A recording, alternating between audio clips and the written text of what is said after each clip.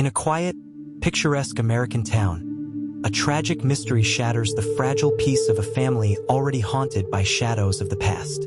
As a devastating tragedy unfolds, secrets buried deep begin to rise to the surface, unraveling the lives of those left behind.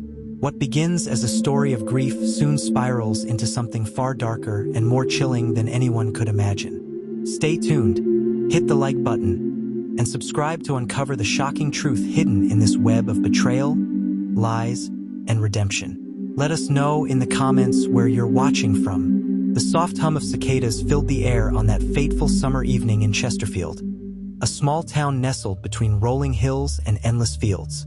The Van Hoff family home sat on the edge of town, its whitewashed walls glowing faintly under the setting sun. It had always been a place of comfort, a sanctuary for Margaret Van Hoff, the family matriarch, and her two grown children, Evelyn and Daniel. But that peace was shattered the moment Evelyn's panicked voice broke the evening calm. "Mom, where is Dad?" Evelyn asked, her tone sharp with worry. She had been pacing the living room, clutching a weathered family photo in one hand and a crumpled letter in the other. The letter had arrived earlier that day, and signed, but the words written on it were like daggers. "The truth about your father lies in what he's hidden from you all." Margaret looked up from her knitting, her hands trembling slightly. Her once steady demeanor had begun to crack over the last year, ever since her husband, Arthur Van Hoff, vanished without a trace. No explanation, no goodbye, just a hollow absence that gnawed at her every waking moment. "I don't know, Evelyn," Margaret replied, her voice heavy with exhaustion. "I've told you everything I know. He didn't leave a note. He just disappeared." Daniel, sitting by the window with a glass of bourbon, scoffed. "Disappeared? Or ran off? Let's not pretend he didn't have his demons." His words were laced with bitterness, the kind that came from years of resentment left unspoken. Evelyn shot him a glare. "How can you say that? Dad wouldn't just leave us. Something happened to him." She threw the letter onto the coffee table, her frustration palpable. "And now this? Someone knows something. We need to find out who sent it." Margaret sighed deeply, her eyes glassy as she stared into the distance. "Sometimes, Evelyn, the truth isn't what we hope it to be. Some secrets are better left buried." But Evelyn wasn't convinced. She knew her father. Arthur Van Hoff was a devoted husband, a kind father, at least on the surface. Yet, as Evelyn read and reread the letter that night, she couldn't shake the feeling that her mother and brother were holding something back. The following morning, Evelyn found herself in the attic, searching for anything that might explain her father's disappearance. Dust particles danced in the beams of sunlight streaming through the small window. Boxes labeled memories and Arthur's work were stacked haphazardly, their contents untouched since he had gone. After hours of searching, Evelyn stumbled upon an old, locked chest. The wood was splintered, and the hinges were rusted, but it bore Arthur's initials carved into the top. Heart racing, she pried it open with a crowbar she found nearby. Inside, she discovered a series of notebooks, photographs, and what appeared to be legal documents. One photograph caught her attention immediately. It was of her father, smiling warmly, standing beside a woman Evelyn didn't recognize. They were outside a house she'd never seen before. Flipping the photo over, Evelyn's breath hitched when she read the words scrawled on the back. "Summer 92, with Grace. My love always." Who was Grace? Evelyn had never heard her father mention that name. And why would he describe her as "my love"? A knot of unease formed in her stomach as she sifted through the rest of the contents. Among the notebooks were pages filled with Arthur's handwriting, detailing business transactions and cryptic notes about a property on the outskirts of town. The legal documents were even more unsettling. Deeds, contracts, and letters addressed to someone named Grace Ellison. Evelyn's mind raced. Had her father led a double life? Was Grace connected to his disappearance? And why had her mother and brother seemed so resigned to his absence? Evelyn brought the chest downstairs, confronting Margaret and Daniel with the evidence. "Do you know who Grace is?" she demanded, holding up the photo. Margaret's face went pale, and her hands gripped the armrest of her chair. "Where did you find that?" "In the attic," Evelyn said. "So, you do know her?" Margaret hesitated, her lips trembling. I don't know how to explain this." Daniel stood abruptly, snatching the photo from Evelyn's hand. "This is ridiculous. Dad's gone, and digging through his past won't bring him back. But it might explain why he left." Evelyn snapped. "Don't you want answers?" "Maybe some answers aren't worth the pain they'll bring," Daniel replied coldly before storming out. Evelyn turned back to Margaret. "Mom, please, if you know something, tell me." Margaret lowered her gaze, tears streaming down her cheeks. "Your father, he wasn't the man you thought he was. But I don't know the full truth either." That night, unable to sleep, Evelyn decided to visit the property mentioned in her father's notes. It was an old farmhouse on the edge of town, overgrown with weeds and shrouded in silence. As she approached the house, the wind seemed to carry whispers, as though the walls themselves held secrets longing to be told. Inside, she found the air thick with dust and decay. The furniture was covered in white sheets, and the faint scent of lavender lingered, a haunting echo of a life once lived. On the mantelpiece, Evelyn discovered a second photograph of her father with Grace. This time, they were holding a baby. Her heart pounded as she realized the implications. Did she have a sibling she never knew about? And if so, where were they now? Suddenly, the floor creaked behind her. Evelyn whipped around, her flashlight illuminating the face of a man she didn't recognize.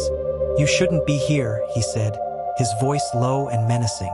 Evelyn froze, clutching the photograph tightly. "Who are you? And what do you know about my father?"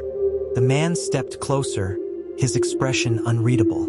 "Your father left a trail of destruction, and if you dig too deep, you'll regret it. Leave while you still can." But Evelyn wasn't going anywhere. The man's warning echoed in Evelyn's ears as she stood frozen in the dimly lit farmhouse, her grip tightening around the photograph of her father and Grace. His presence was as unsettling as his words, but Evelyn refused to let fear cloud her determination. "Who are you?" she demanded, her voice trembling but steady. "And how do you know my father?" The man, rugged and weathered, crossed his arms. His dark eyes seemed to pierce right through her. "I've said enough.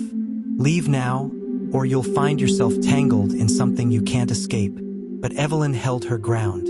"I'm not leaving until you tell me the truth. If you know anything about my father or this woman."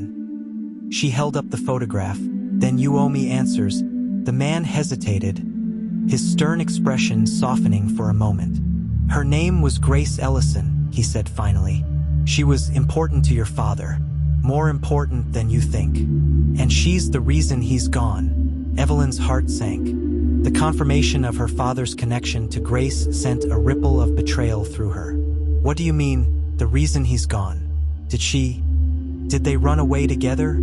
The man shook his head, a shadow of regret crossing his face.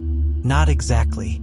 Grace died years ago, but the mess she left behind, that's what pulled your father under. And if you dig too deep, it'll pull you under too."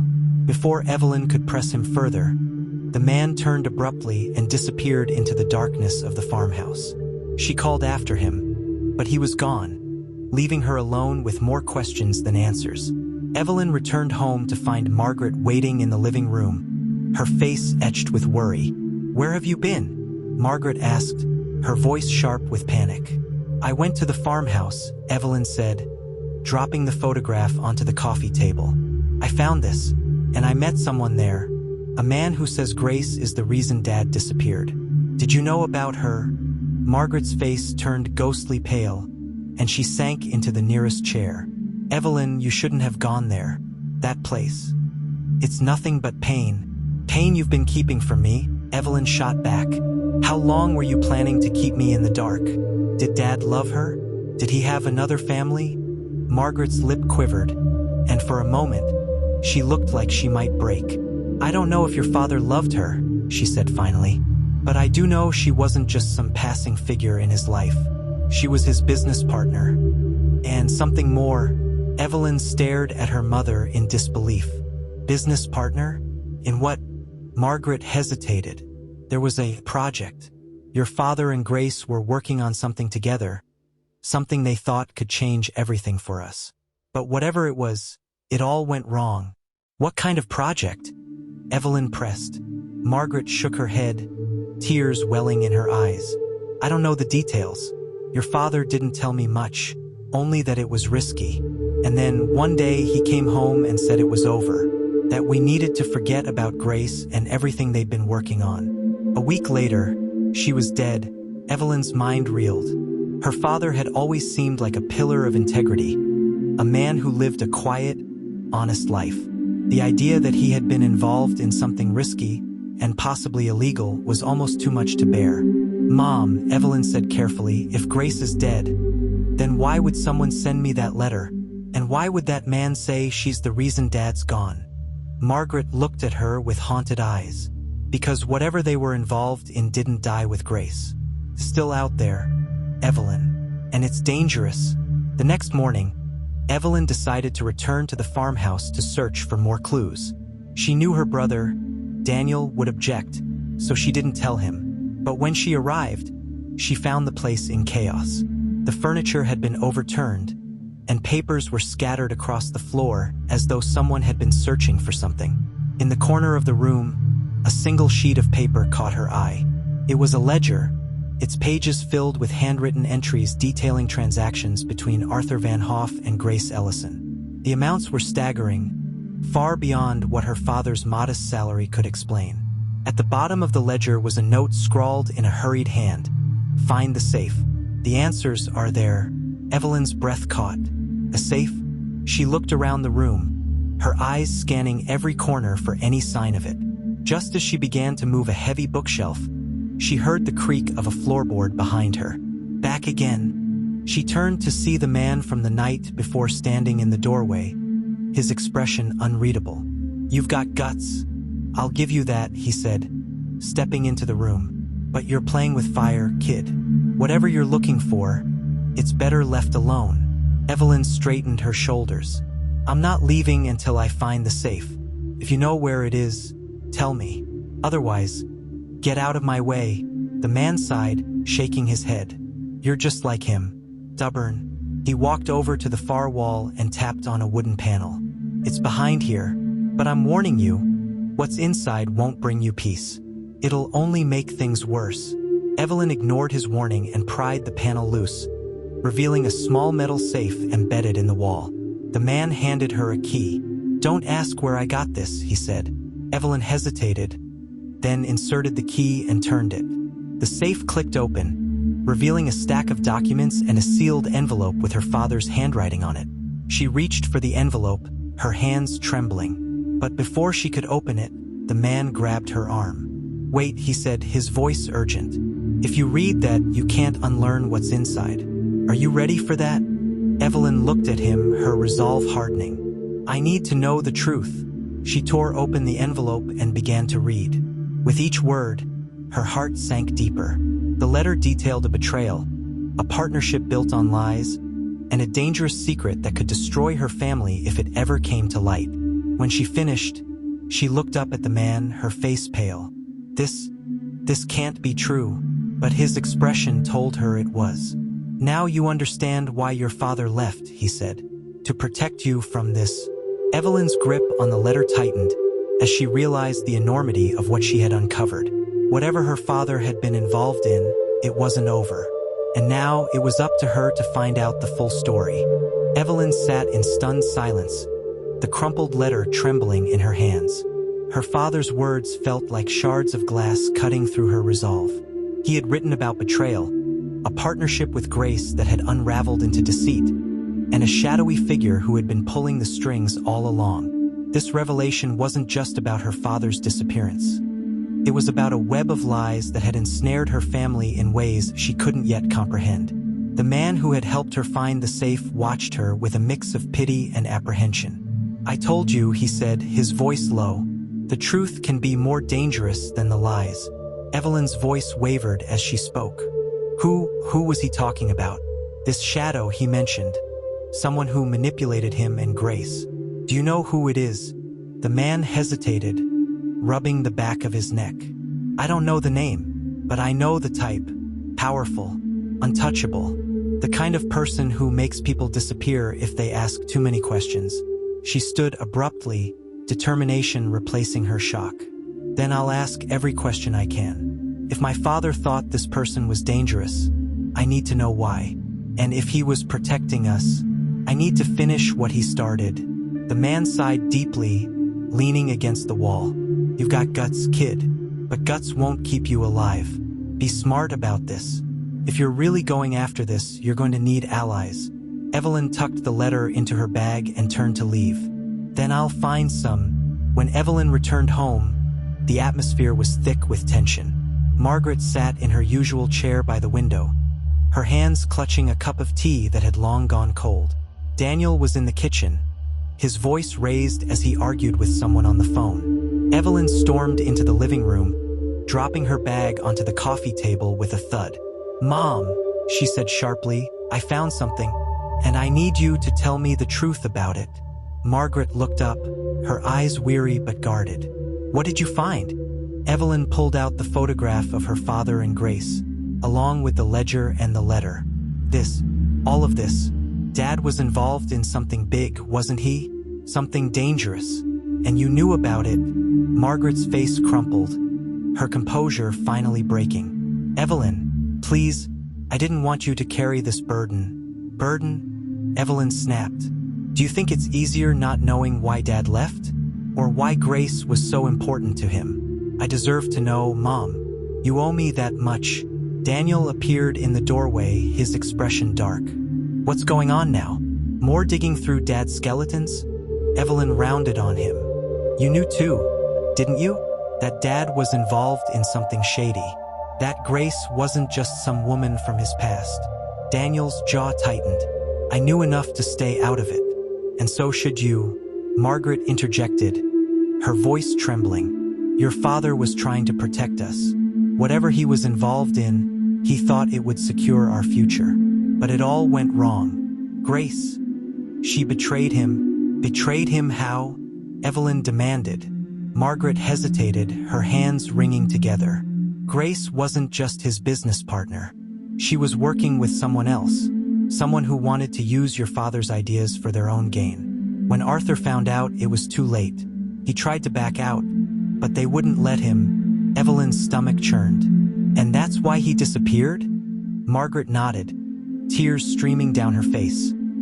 He thought if he stayed, they'd come after us. So he left, to keep us safe. Evelyn's mind raced. The betrayal, the disappearance, the shadowy figure. Everything was connected, but the pieces didn't yet fit. And the more she uncovered, the more dangerous it felt. Later that night, unable to sleep, Evelyn found herself flipping through the ledger again. The transactions painted a picture of a complex operation. Large sums of money moving between accounts, properties being bought and sold under aliases. One name kept appearing, Wren Holdings. She searched the name online, finding little more than vague mentions of a private investment firm based in Chicago. But something about it felt significant. If her father had been working with Grace on this scale, then Wren Holdings might hold the key to everything. The next morning, Evelyn decided to visit Grace's grave. It was a quiet plot in the town cemetery, overgrown with weeds and largely forgotten. As she knelt beside the headstone, tracing the name with her fingers, she couldn't shake the feeling that someone was watching her. Looking for answers in the wrong place, a voice said behind her. Evelyn turned sharply to see a woman standing a few feet away. She was elegantly dressed, her sharp features framed by auburn hair. There was an air of authority about her that made Evelyn instantly wary. Who are you? Evelyn asked, standing. The woman smiled thinly. A friend of Grace's, and perhaps yours if you're smart enough to listen. Evelyn narrowed her eyes. You knew Grace. Knew her well, the woman replied. And I know what happened between her and your father. It wasn't as simple as your mother made it out to be. Evelyn's heart pounded. Then tell me the truth. The woman stepped closer, her voice lowering. The truth is dangerous, Evelyn. Your father wasn't the saint you think he was. And Grace wasn't the villain your mother painted her to be. They were partners. And they were in love. The words hit Evelyn like a physical blow. "That's not true," she whispered. "He loved my mother."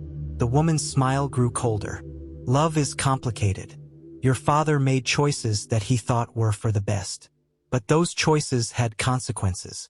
And now you're left to deal with them." Evelyn clenched her fists. "Why should I believe you?" The woman's gaze softened, just slightly. "Because you're looking for the truth, and I can help you find it. But be careful, Evelyn. The deeper you dig, the more you risk losing yourself." With that, the woman turned and walked away, leaving Evelyn alone beside Grace's grave. Her mind swirled with questions. Who was that woman? How did she know so much? And could she really be trusted? As Evelyn stood there, the sun setting behind her, she realized one thing. The answers she sought weren't just about her father or Grace. They were about something much bigger, something that could tear her family apart, or finally bring them the closure they desperately needed. The world seemed to tilt beneath Evelyn's feet as she clutched the letter from the safe, her father's words ringing in her mind. They were filled with warnings, confessions, and hints of a betrayal that ran deeper than she could have imagined. Her pulse pounded in her ears as she reread the final line. "If you found this, it means they're still watching. Trust no one. Not even those closest to you." The man from the farmhouse, who had yet to give his name, watched her with a mix of pity and caution. "You've opened Pandora's box now," he said, leaning against the wall. "There's no going back." Evelyn's voice was tight, almost a whisper. "Who are you? And why are you here?" He hesitated before answering, his jaw clenching. "Name's Caleb.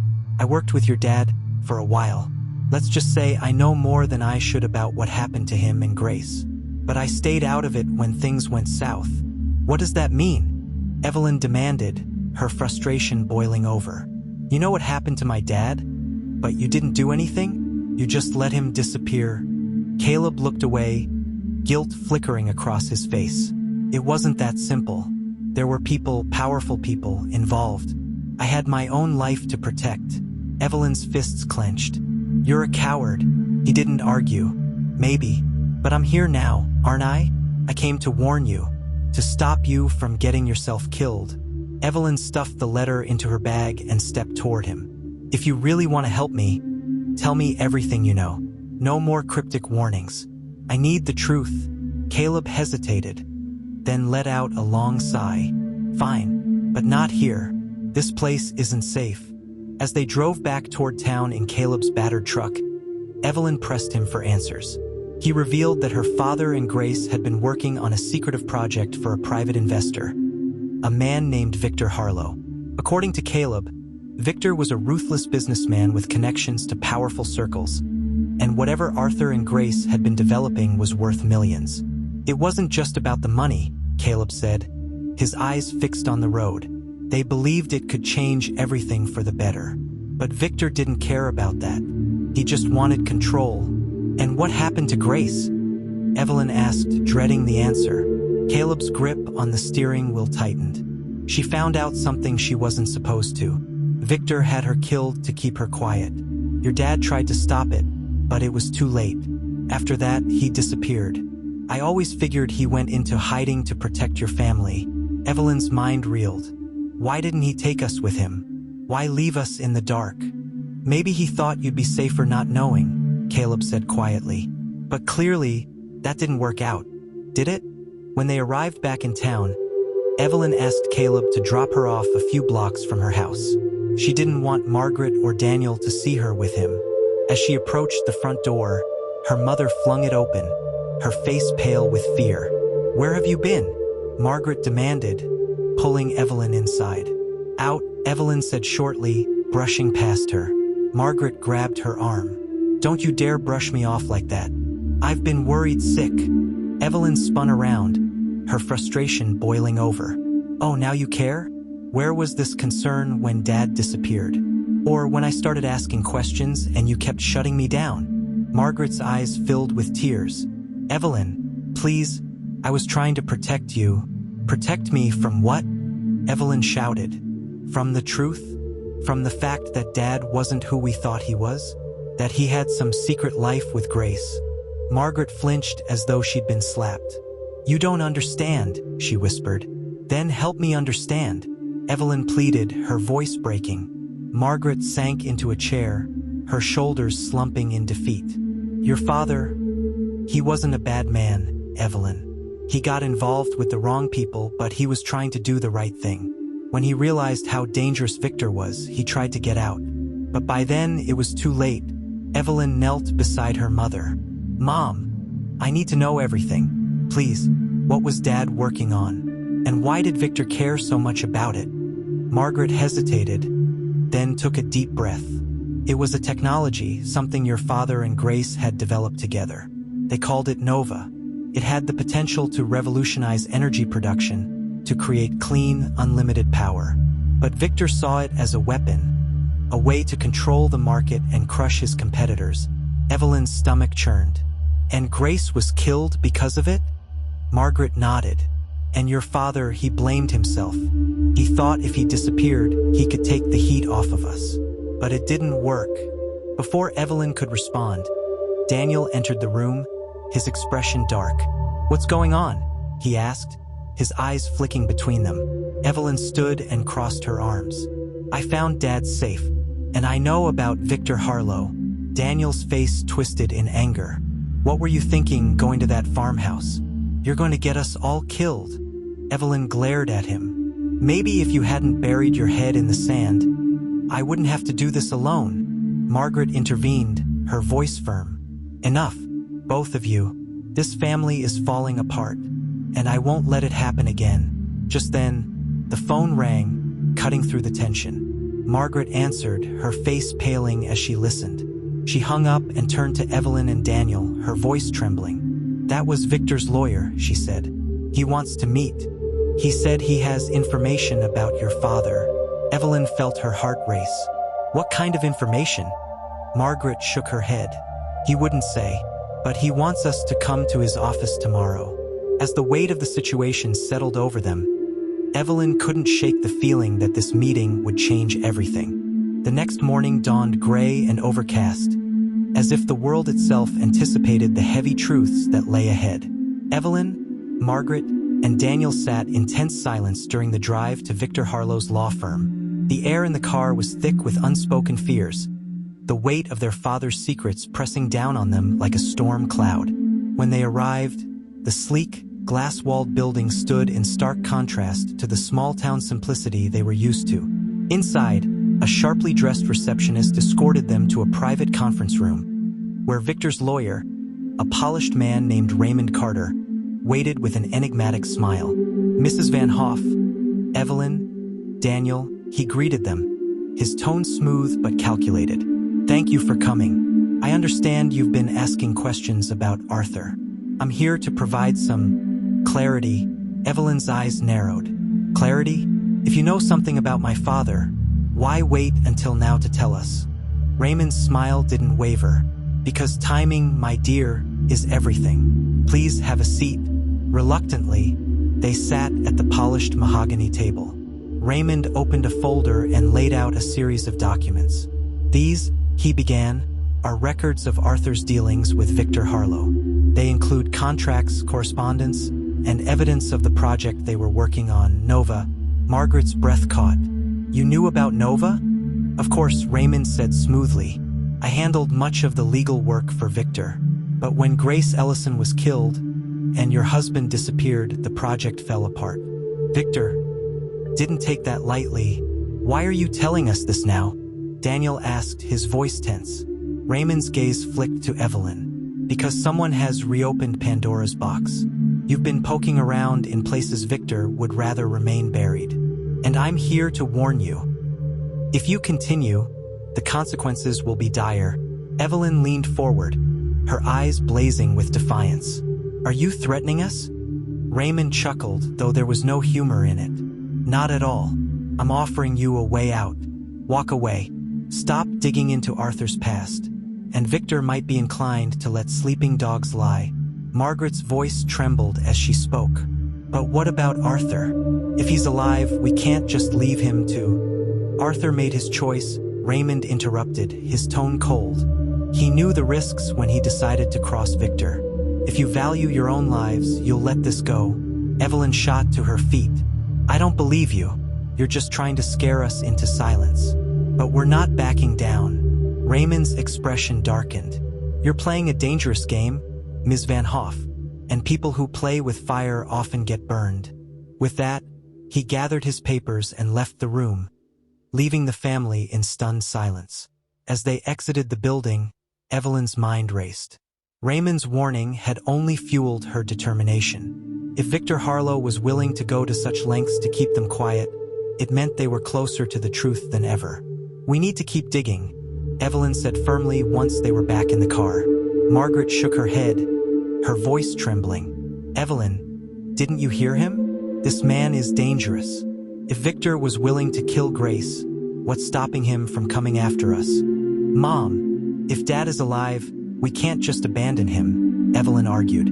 We have to find out what really happened. Daniel remained silent, staring out the window. Finally, he spoke, his voice low.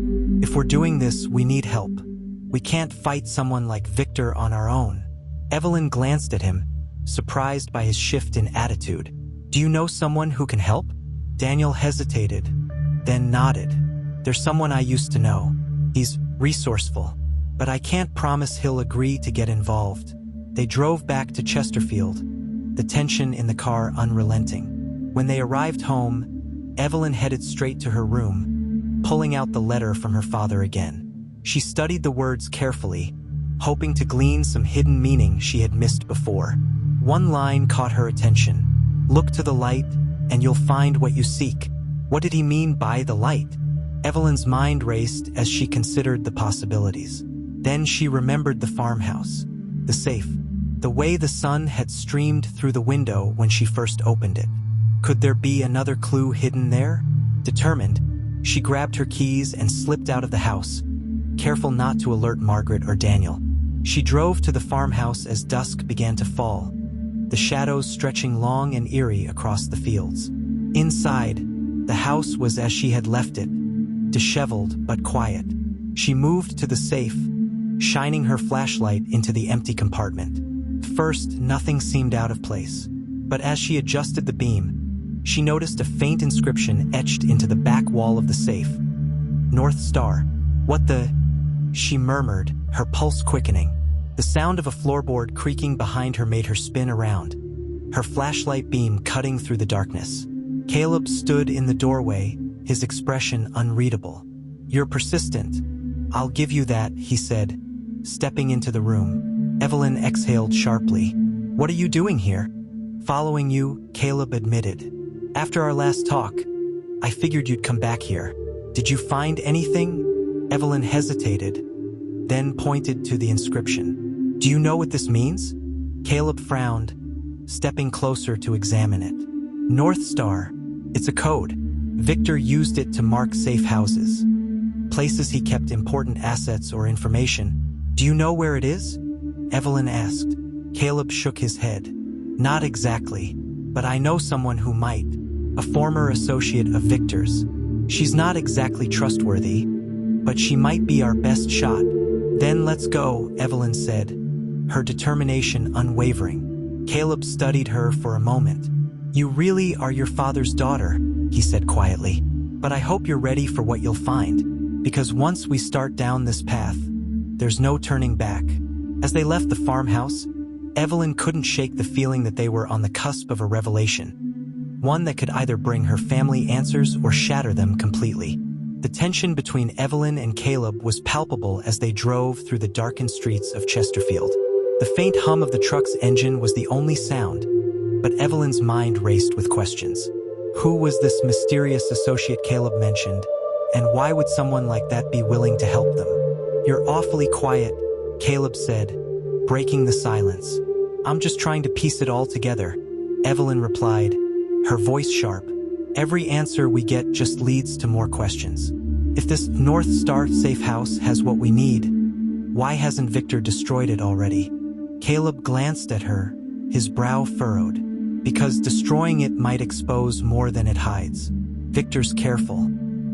He'd rather let it sit, buried in plain sight, than risk drawing attention to it.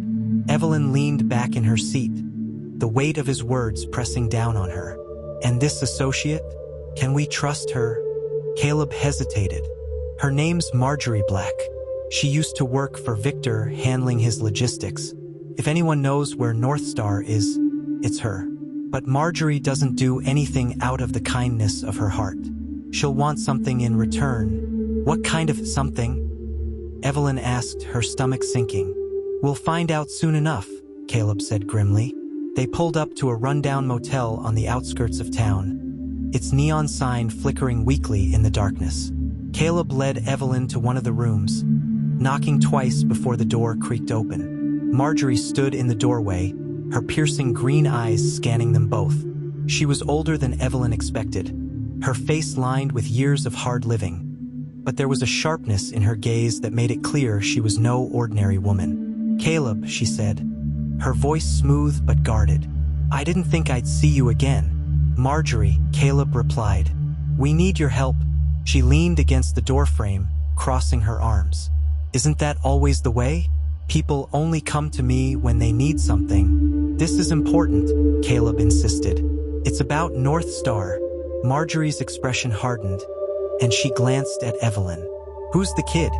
I'm Evelyn Van Hoff, Evelyn said firmly. Arthur Van Hoff's daughter.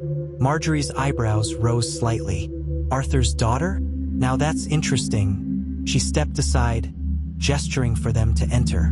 The room was cluttered but oddly tidy, with papers and maps spread across a small table. Marjorie motioned for them to sit as she poured herself a glass of whiskey. So, she said, sitting across from them, you're looking for North Star. Let me guess, you think it'll give you answers about Daddy Dearest? Evelyn bristled at her tone. If you know where it is, just tell us. Marjorie smirked. It's not that simple, sweetheart. Victor kept his safe houses well hidden for a reason. But I might know where to start. Then tell us, Caleb said, his patience clearly wearing thin. Marjorie took a sip of her drink, her gaze steady. Not so fast. If I help you, I want something in return. Of course you do, Caleb muttered. What is it? Marjorie leaned forward, her expression serious. I want out. Out of this life, out of Victor's shadow. I've spent years looking over my shoulder, and I'm tired. If I give you the location, you help me disappear. Deal? Evelyn exchanged a glance with Caleb, then nodded. Deal. But we need the location first. Marjorie studied her for a moment before reaching into a drawer and pulling out a folded map. She spread it out on the table, pointing to a remote area deep in the woods outside Chesterfield. This is where you'll find North Star, she said. But be warned, Victor's men patrol the area. If they catch you there, you're as good as dead. Evelyn's stomach tightened, but she forced herself to stay calm. We'll take our chances. As they left the motel, Caleb turned to Evelyn. You realize what this means, right? If Marjorie's right and North Star has what we're looking for, we'll have a target on our backs the moment we step foot there. I know, Evelyn said quietly, but I don't care. I need to know the truth. Later that night, back at the Van Hoff house, Evelyn spread the map out on her bed, tracing the route to North Star with her finger. Her thoughts were interrupted by a soft knock at her door. Margaret stepped inside, her face etched with worry. Evelyn, I know you're determined to find out what happened to your father, but it's dangerous. I don't have a choice, Mom, Evelyn said, her voice firm. If I don't do this, we'll never get closure. Dad's out there, somewhere, and I'm not giving up on him. Margaret's eyes filled with tears. You're so much like him. Stubborn, brave. But please, promise me you'll be careful. Evelyn nodded, though her heart ached at the sight of her mother's fear. I will, Mom. Promise. The next morning, Evelyn and Caleb set out for North Star, the tension between them unspoken but undeniable. The woods were dense and eerily quiet, the only sound the crunch of leaves beneath their feet. When they finally reached the coordinates Marjorie had given them, Evelyn's breath caught. Before them stood a small, unassuming cabin, its weathered exterior blending seamlessly with the surrounding forest. This is it, Caleb said, his voice low. Evelyn approached the cabin cautiously, her heart pounding. The door was unlocked, and inside, the air was thick with dust and decay. The furniture was sparse, and the walls were lined with shelves filled with binders and boxes. As they began to search, Evelyn's eyes landed on a metal filing cabinet in the corner. She opened it, pulling out a thick folder labeled Project Nova. Confidential. Inside were documents, blueprints, and photographs, all evidence of her father's work with Grace. But one photograph made her blood run cold. It was of her father, standing beside Victor Harlow, shaking hands. He knew, Evelyn whispered, her voice trembling.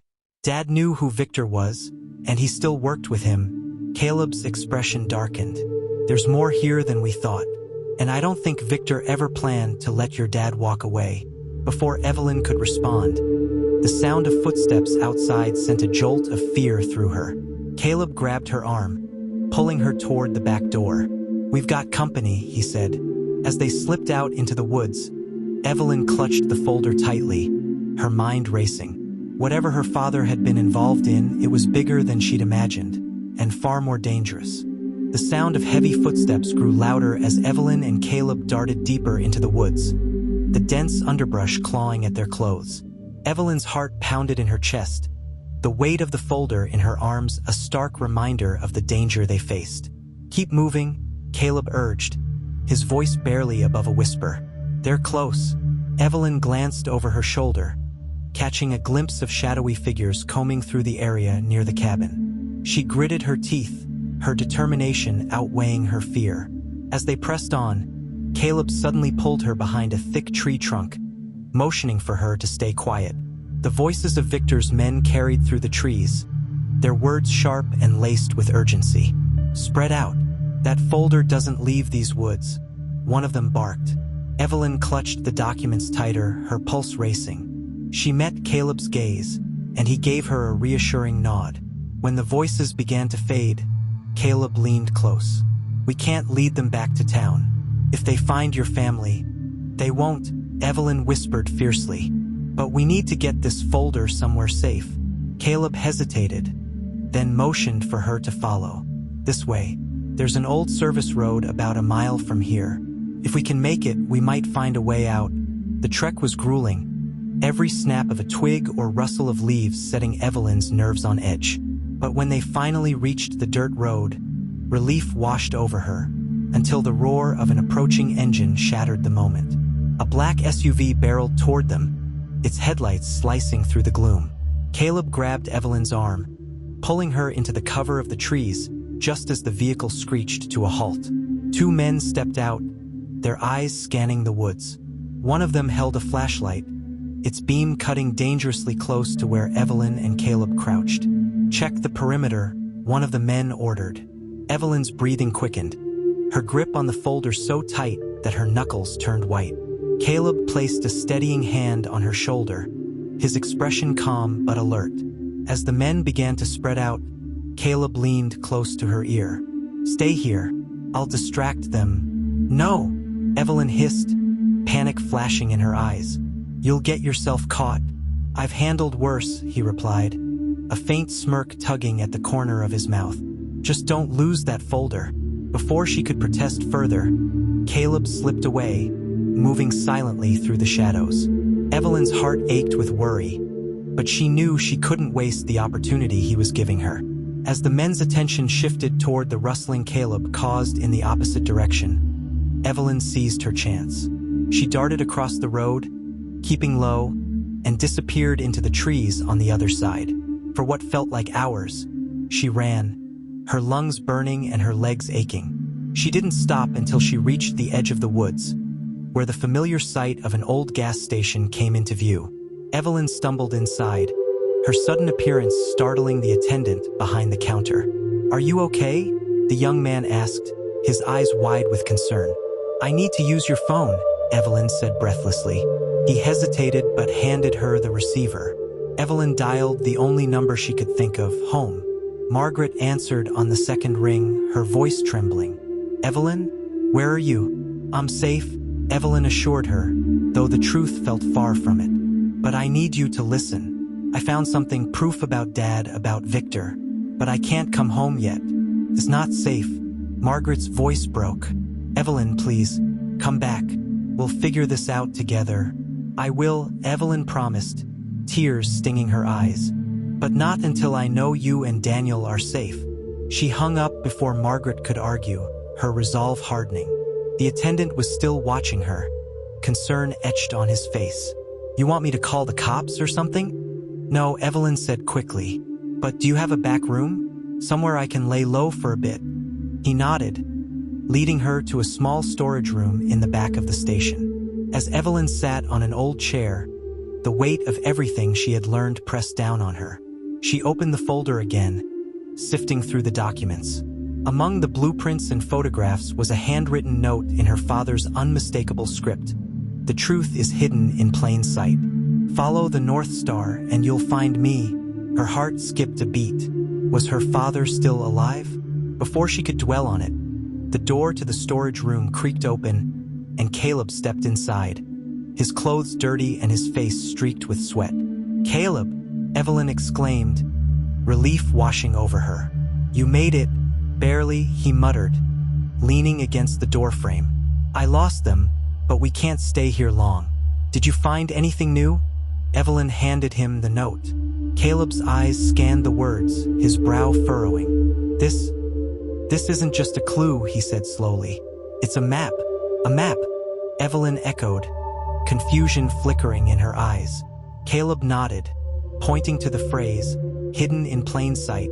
He's talking about something we've overlooked, something right in front of us. And the North Star? That's the key to finding it. Evelyn's mind raced. What could her father have meant? As the pieces of the puzzle began to fall into place, a realization struck her like a lightning bolt. It's not a place, she said softly. It's a symbol. The North Star. It's in the family crest on the deed to our house. Caleb's eyes widened. If you're right, that means whatever Victor's after. It's been in your house all along. Evelyn felt a chill run down her spine. Her home, the one place she thought was safe, might be the epicenter of everything. And if Victor found out, her family would be in even greater danger. We have to get back, Evelyn said, her voice steady despite the fear gnawing at her. Before Victor does, Caleb nodded, determination hardening his features. Then let's move. As they stepped out of the gas station and into the night, Evelyn couldn't shake the feeling that they were walking straight into the lion's den. But she also knew there was no turning back now. Evelyn and Caleb drove through the night, the hum of the truck's engine blending with the relentless pounding of Evelyn's heart. The thought that the answers they sought, and the danger they feared, were hidden in her own home was almost too much to bear. As they approached the Van Hoff house, Evelyn's stomach twisted. The two-story colonial-style home, usually a beacon of comfort, now loomed ominously in the pre-dawn light. We need to be careful, Caleb said, pulling the truck to a stop a few houses away. If Victor's men figure out what's in there, they'll come for it. Evelyn nodded, her eyes scanning the darkened street. Let's get in and figure this out before anyone notices. Inside, the house was eerily quiet. Evelyn found Margaret and Daniel in the living room, both looking as though they hadn't slept. Evelyn, Margaret exclaimed, rushing to embrace her. Thank God you're okay. I'm fine, Mom, Evelyn said, gently pulling away. But we don't have much time. We found something that might explain everything. But it's here in the house. Daniel frowned, his arms crossed. What are you talking about? What's here? The North Star, Evelyn said, her voice steady despite the fear simmering beneath the surface. It's in the family crest on the deed. I think whatever Dad was trying to hide is connected to it. Margaret's eyes widened, and she glanced toward the bookshelf by the fireplace. The deed. It's in the lockbox upstairs. Then we need to get it, Evelyn said, already moving toward the stairs. Margaret hesitated. Evelyn, are you sure about this? If Victor's involved, whatever your father hid might not be something we want to find. Evelyn stopped, turning to face her mother. If Dad thought it was worth protecting, then we need to find it. We owe him that much. Margaret nodded reluctantly, and they headed upstairs together. In the small study at the end of the hall, Margaret unlocked a metal box and pulled out the deed.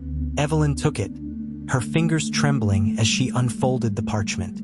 At the top of the document was the Van Hoff family crest, its intricate design featuring a compass with the North Star at its center. There, Evelyn said, pointing to the star, "This has to be it." Caleb leaned over her shoulder, his brow furrowing.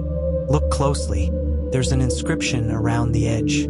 Evelyn squinted, reading the faint words etched into the design. "Under the hearthstone, where secrets lay." "The hearthstone," Margaret whispered. "The fireplace." Without another word, they rushed downstairs to the living room. Evelyn knelt in front of the fireplace, running her hands over the smooth stones. At first, nothing seemed out of place, but then her fingers caught on the edge of a loose stone at the base. "Here," she said, her voice tight with anticipation. With Caleb's help, she pried the stone free, revealing a hollow compartment beneath. Inside was a small metal box, its surface tarnished with age. Margaret gasped. Arthur must have hidden this before he disappeared. Evelyn opened the box, her heart racing. Inside, she found a stack of papers, a small key, and a sealed envelope addressed to her. She pulled out the envelope, her hands trembling as she broke the seal. The letter inside was written in her father's handwriting. "Evelyn, if you're reading this, it means the truth has finally come to light. I never wanted you or your mother to be part of this, but I couldn't run from it any longer. The key in this box opens a safety deposit box at Chesterfield First Bank. Inside, you'll find everything you need to expose Victor Harlow and the others who destroyed our family. But be careful, this knowledge comes at a cost. Trust no one, and protect your mother and brother at all costs. I'm proud of you, always. Love, Dad." Tears welled in Evelyn's eyes as she clutched the letter. "He was trying to protect us," she whispered. "But why leave us?" Margaret asked, her voice breaking. "Why not let us help him?" Caleb spoke, his tone grave. "Because Victor doesn't just destroy his enemies. He destroys everyone they care about. Arthur left to keep you safe. But now that we've found this, the clock is ticking. Victor won't stop until he gets it back." As if on cue, the sound of tires screeching outside made everyone freeze. Evelyn's blood ran cold as she peeked out the window. A black SUV idled at the curb, its headlights cutting through the dim morning light. "They found us," Caleb said, his jaw tightening. Daniel stepped forward, his expression fierce. "We're not letting them take this." Margaret looked terrified. "What do we do?" Caleb grabbed the key from the box and handed it to Evelyn. "You and I will go to the bank. Margaret and Daniel, stay here and keep the box hidden. If they come in, don't engage them. Just stay safe." "No way," Daniel said. "I'm not sitting here while you—" "There's no time to argue," Caleb snapped. "We need to move now." Reluctantly, Daniel nodded, and Evelyn followed Caleb out the back door, her heart pounding. As they slipped through the backyard and into the alley, she couldn't help but feel the weight of her father's words pressing down on her. They drove to the bank in tense silence, the key clutched tightly in Evelyn's hand. When they arrived, Caleb parked a block away, scanning the area for any sign of Victor's men. "Clear for now," he said. "Let's make this quick." Inside the bank, Evelyn approached the vault with a mixture of dread and determination. The clerk led her to the safety deposit box, her curious gaze lingering on Evelyn's pale face. When the box was finally in her hands, Evelyn opened it, her breath catching at the sight of its contents. Inside was a thick file labeled Operation Nova. Confidential. Beneath it was a series of photographs and a flash drive. "This is it," Evelyn whispered, her voice trembling. But as she turned to leave, a shadow loomed behind her. Caleb's warning came too late. "Going somewhere?" a cold voice said, and Evelyn spun around to face one of Victor's men, his hand outstretched toward the file. Evelyn's grip on the file tightened as she faced Victor's enforcer, a tall man with a steely gaze and a voice that dripped with menace. Caleb stepped between them, his stance protective, his expression dark. "She's not giving it to you," Caleb said, his tone firm. The man smirked, his hand lingering at his side as though ready to reach for a concealed weapon. "You think you can stop me? Hand over the file and we'll pretend this never happened. Otherwise, Otherwise, what? Caleb shot back, taking a step forward. Evelyn's mind raced as the tension in the air grew unbearable. She clutched the flash drive from the box, slipping it into her pocket as her thoughts churned. If she handed over the file, they might spare her and Caleb for now, but everything her father sacrificed for would be lost. She glanced around the vault room, her eyes landing on the clerk watching from behind the counter. Taking a deep breath, she shouted, "Help! This man is threatening us." The enforcer's smirk vanished, replaced by a look of annoyance. The clerk's eyes widened, and she immediately picked up the phone. "Security," she cried. The man lunged toward Evelyn, but Caleb intercepted him, shoving him backward into a row of lockers. The clash sent a loud echo through the vault, and Evelyn seized the opportunity to dart toward the door with the file clutched tightly to her chest. "Run!" Caleb shouted, his voice strained as he grappled with the enforcer. Evelyn sprinted into the lobby, her heart pounding as she pushed past startled customers. She didn't stop until she burst out onto the street, the morning air biting against her skin. Behind her, she heard Caleb's heavy footsteps as he caught up, his face flushed with exertion. "We need to get out of here," he said, grabbing her arm and pulling her toward the truck. As they climbed inside and sped away, Evelyn couldn't help but glance over her shoulder, half expecting Victor's men to be in pursuit.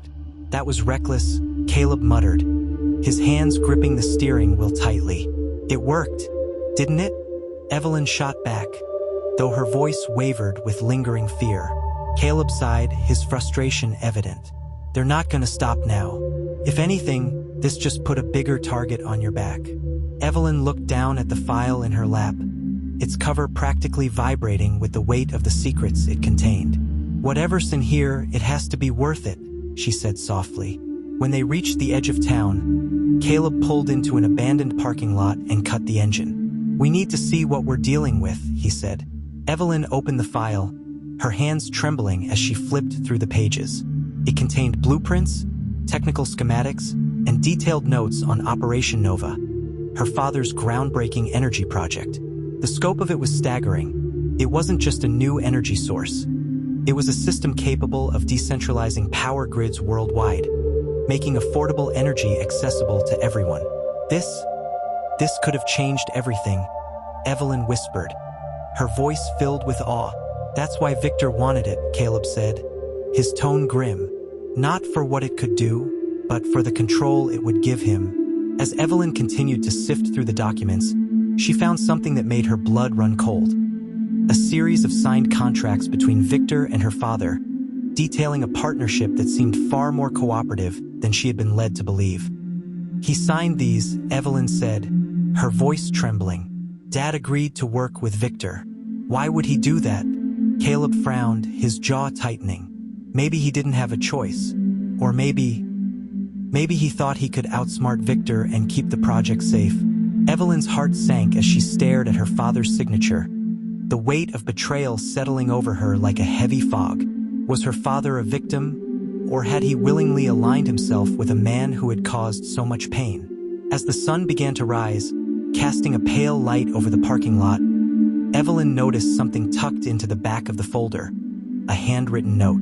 It was addressed to Grace Ellison, and the words were like a dagger to Evelyn's heart. "Grace, if this goes wrong, I need you to protect it at all costs. No one else can know the full truth, not even my family. The consequences would destroy them." Evelyn's hands shook as she read the note aloud. What did he mean? What truth could destroy us? Before Caleb could answer, the sound of tires screeching nearby snapped their attention to the road. A black SUV barreled into the lot, its windows tinted and its presence menacing. "Time to go," Caleb said, slamming the truck into gear. The chase was immediate and relentless.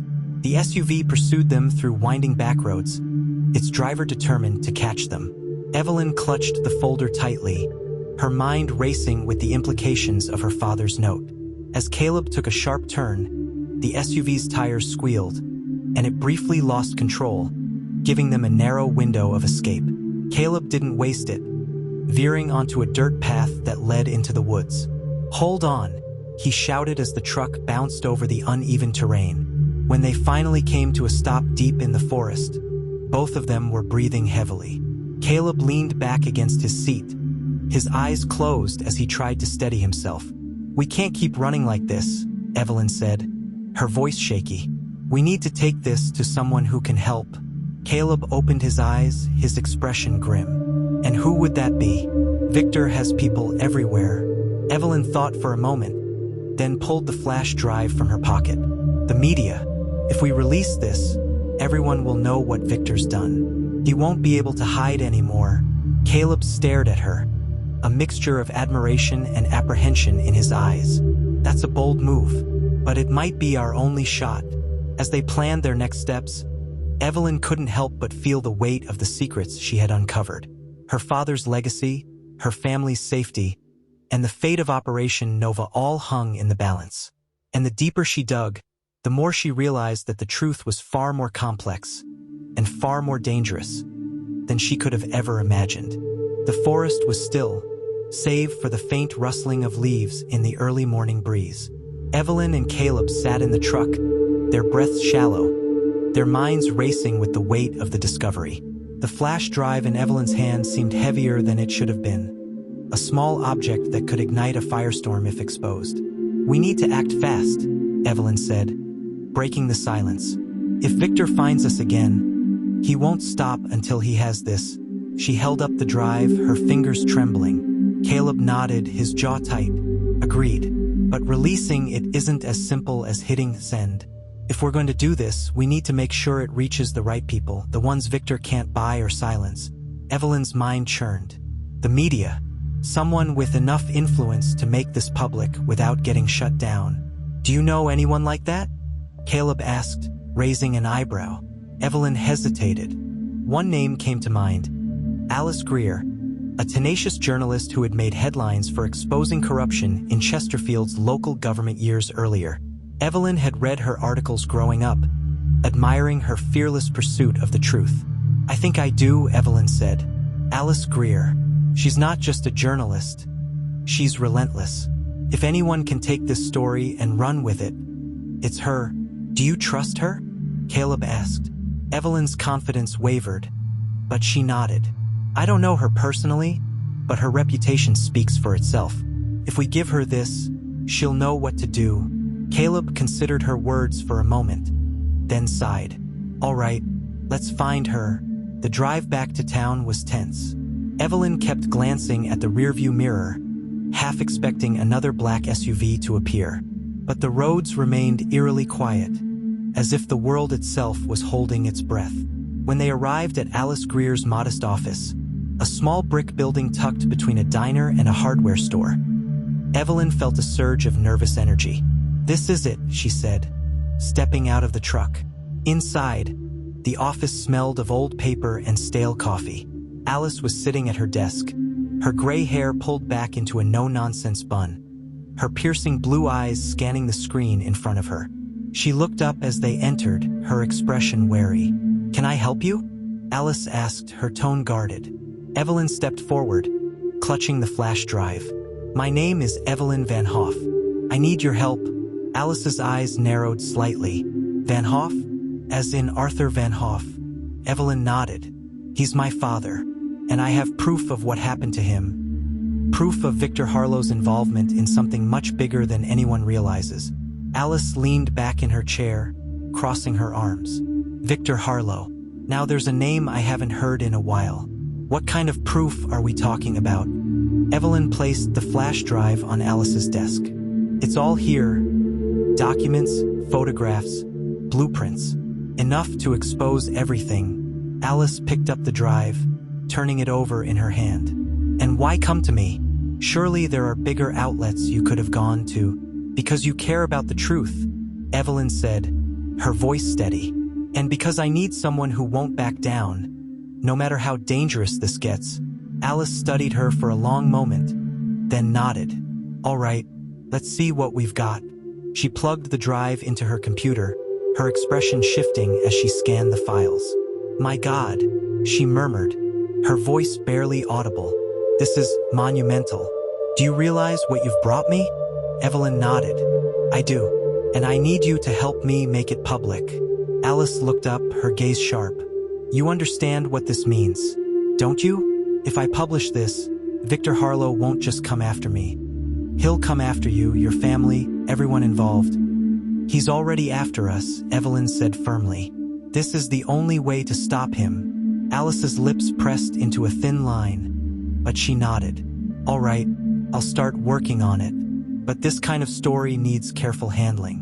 I'll have to vet everything, reach out to my contacts, make sure we're ready for the fallout." "How long will it take?" Caleb asked. "A few days at least," Alice replied. "Maybe longer, depending on what we find." "We don't have a few days," Evelyn said, panic creeping into her voice. Alice met her gaze. "I'll work as fast as I can. But if you want this done right, you'll have to be patient." Reluctantly, Evelyn nodded. "Okay, but please be careful." As they left the office, Evelyn felt a mix of hope and dread. They had taken a critical step, but the fight was far from over. Back at the Van Hoff house, the tension was palpable. Margaret and Daniel were waiting in the living room, their faces etched with worry. "What happened?" Margaret asked, rising to her feet. Evelyn explained everything: Alice Greer, the flash drive, and the plan to expose Victor. As she spoke, she could see the fear in her mother's eyes and the skepticism in Daniel's. "This is insane," Daniel said when she finished.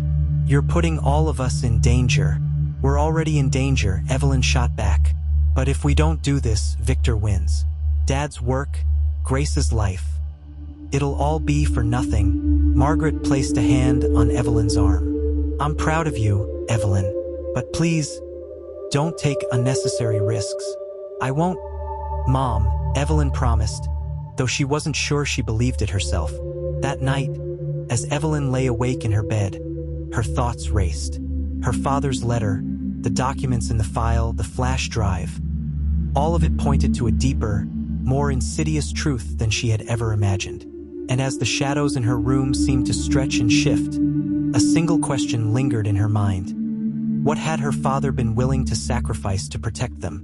The next morning, Evelyn woke to the sound of hushed voices coming from downstairs.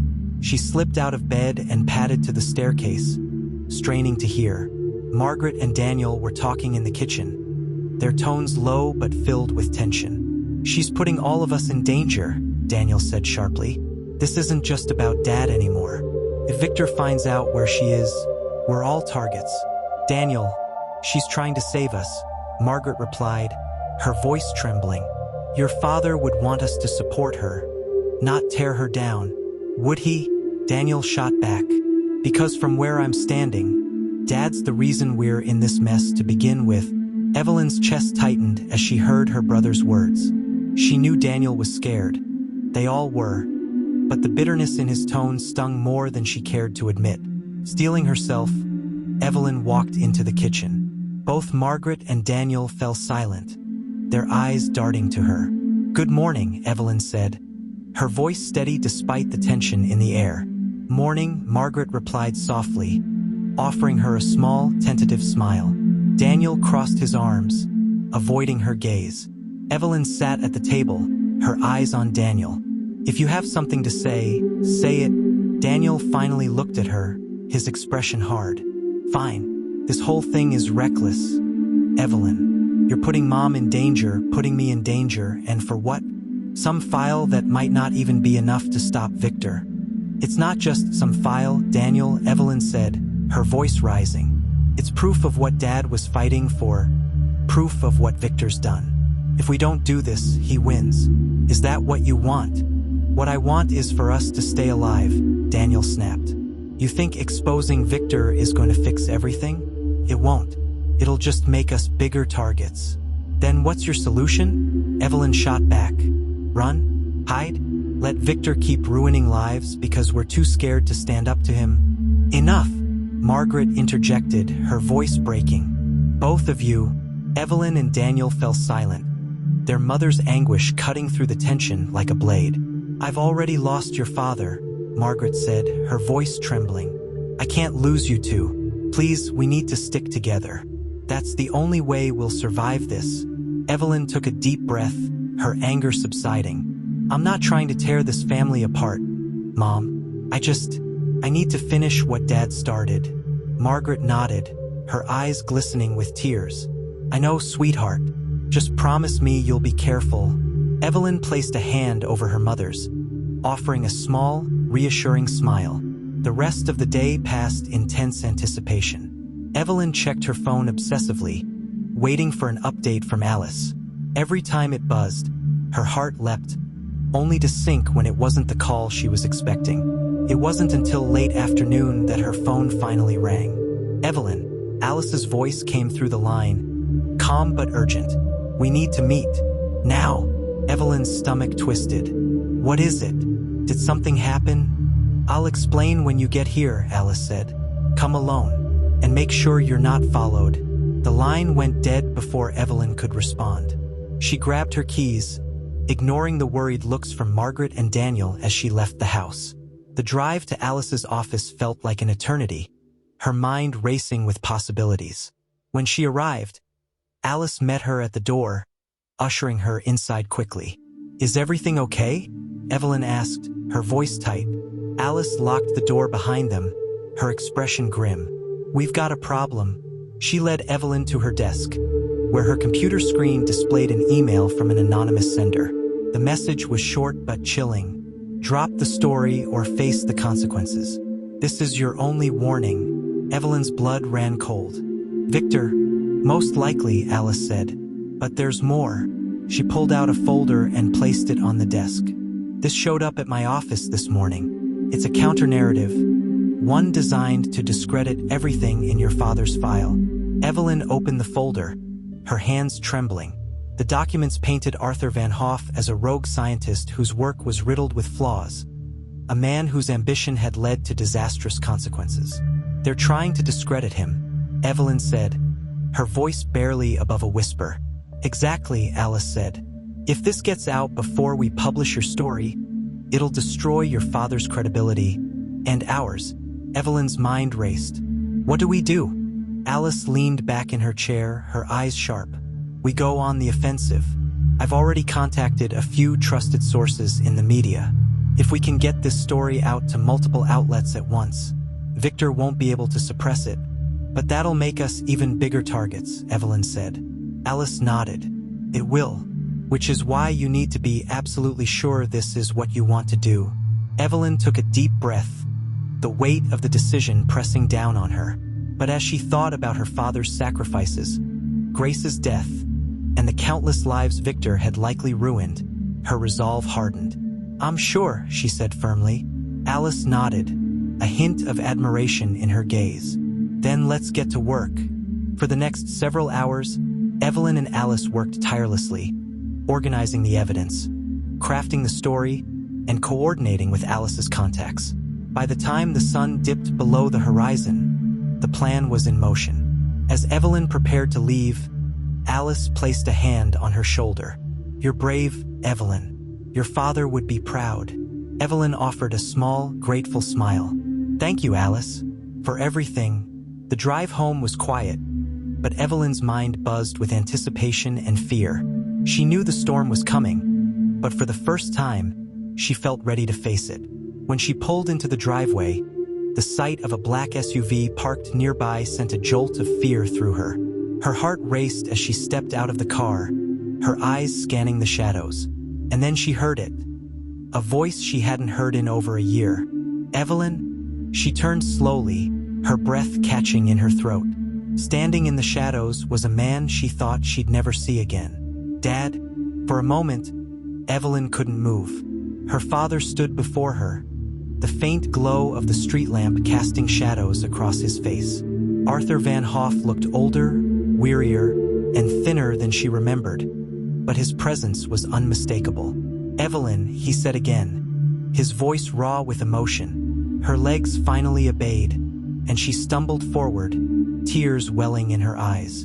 Dad, is it really you? Arthur opened his arms, and Evelyn hesitated only a second before rushing into them. The embrace was both familiar and foreign, a mix of comfort and the weight of all the time lost between them. I'm sorry, Arthur whispered, his voice breaking.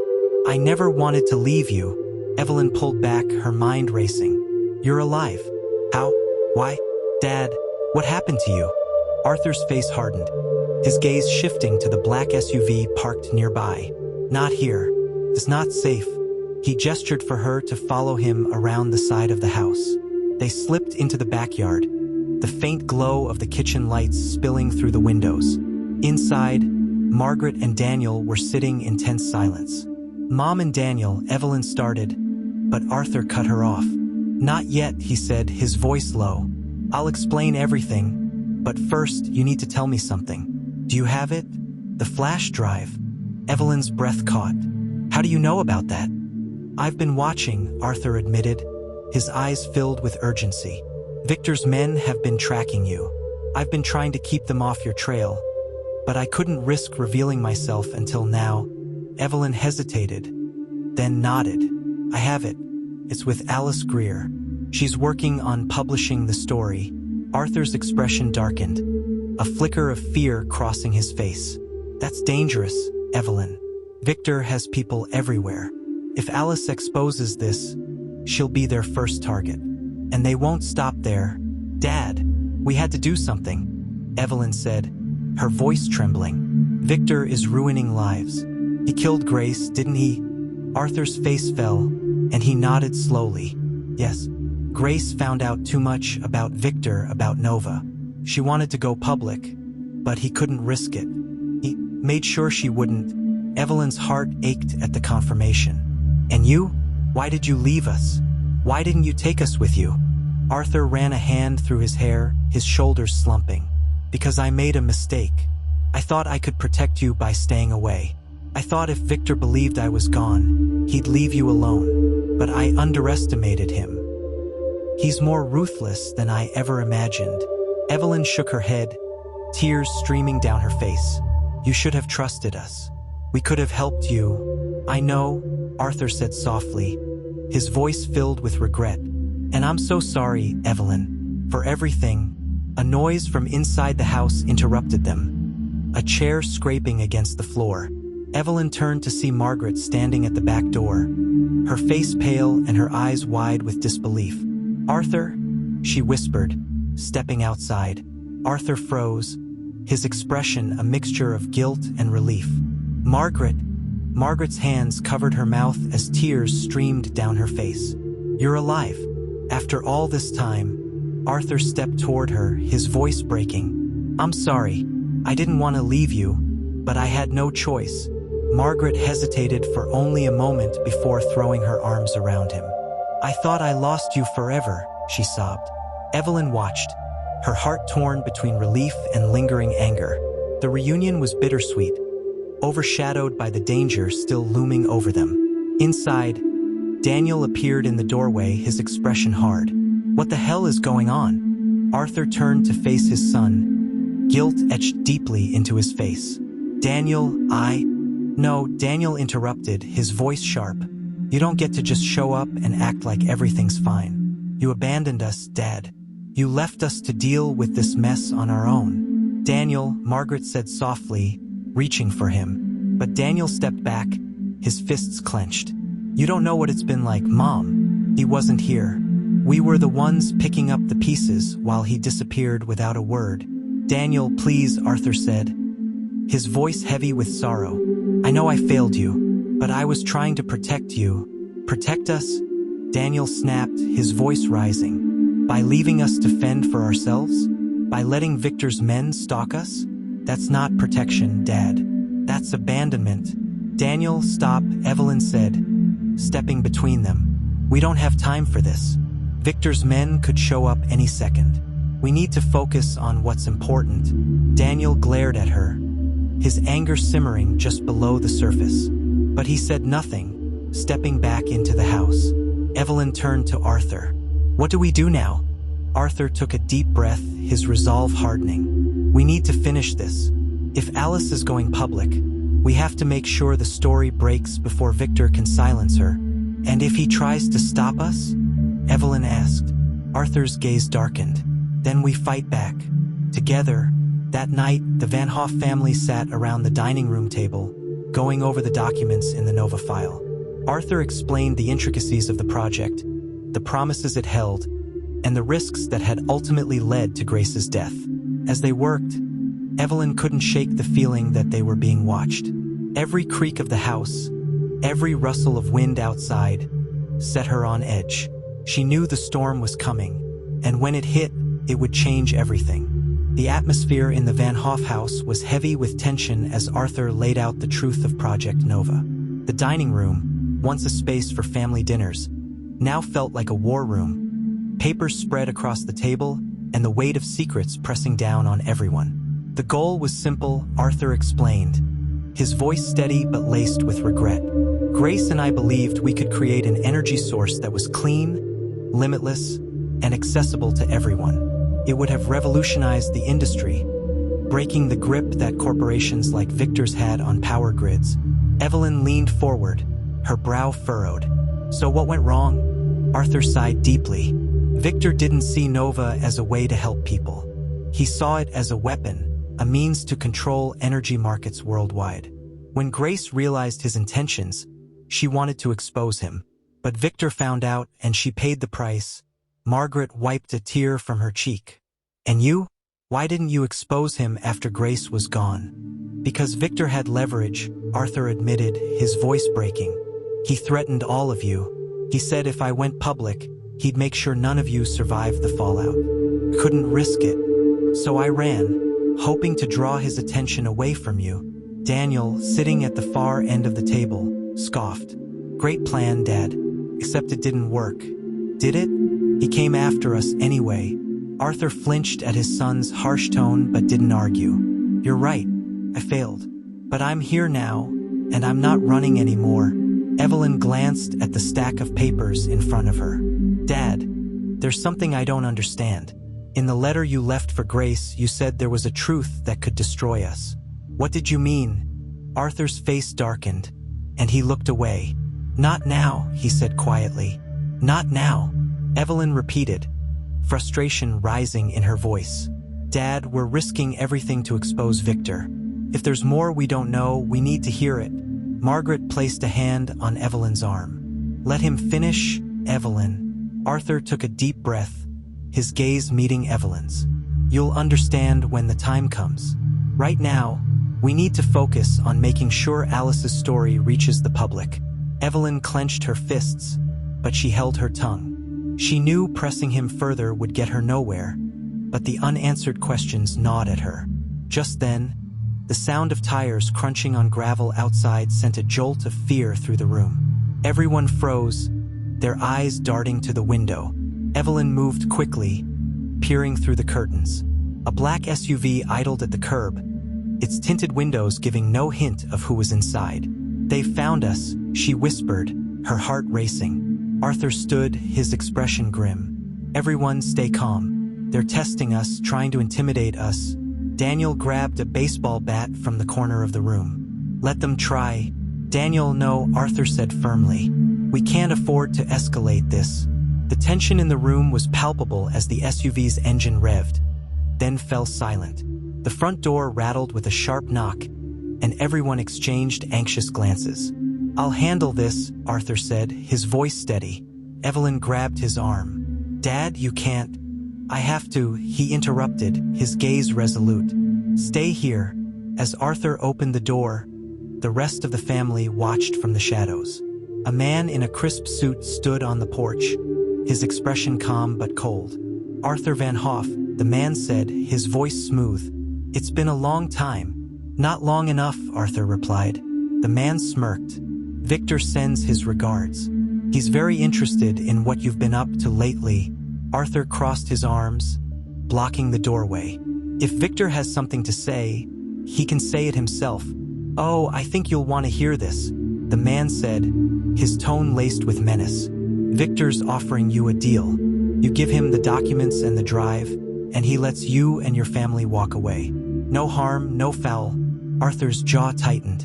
And if I don't? The man's smirk widened. Let's just say things will get unpleasant. From her vantage point, Evelyn felt her blood boil.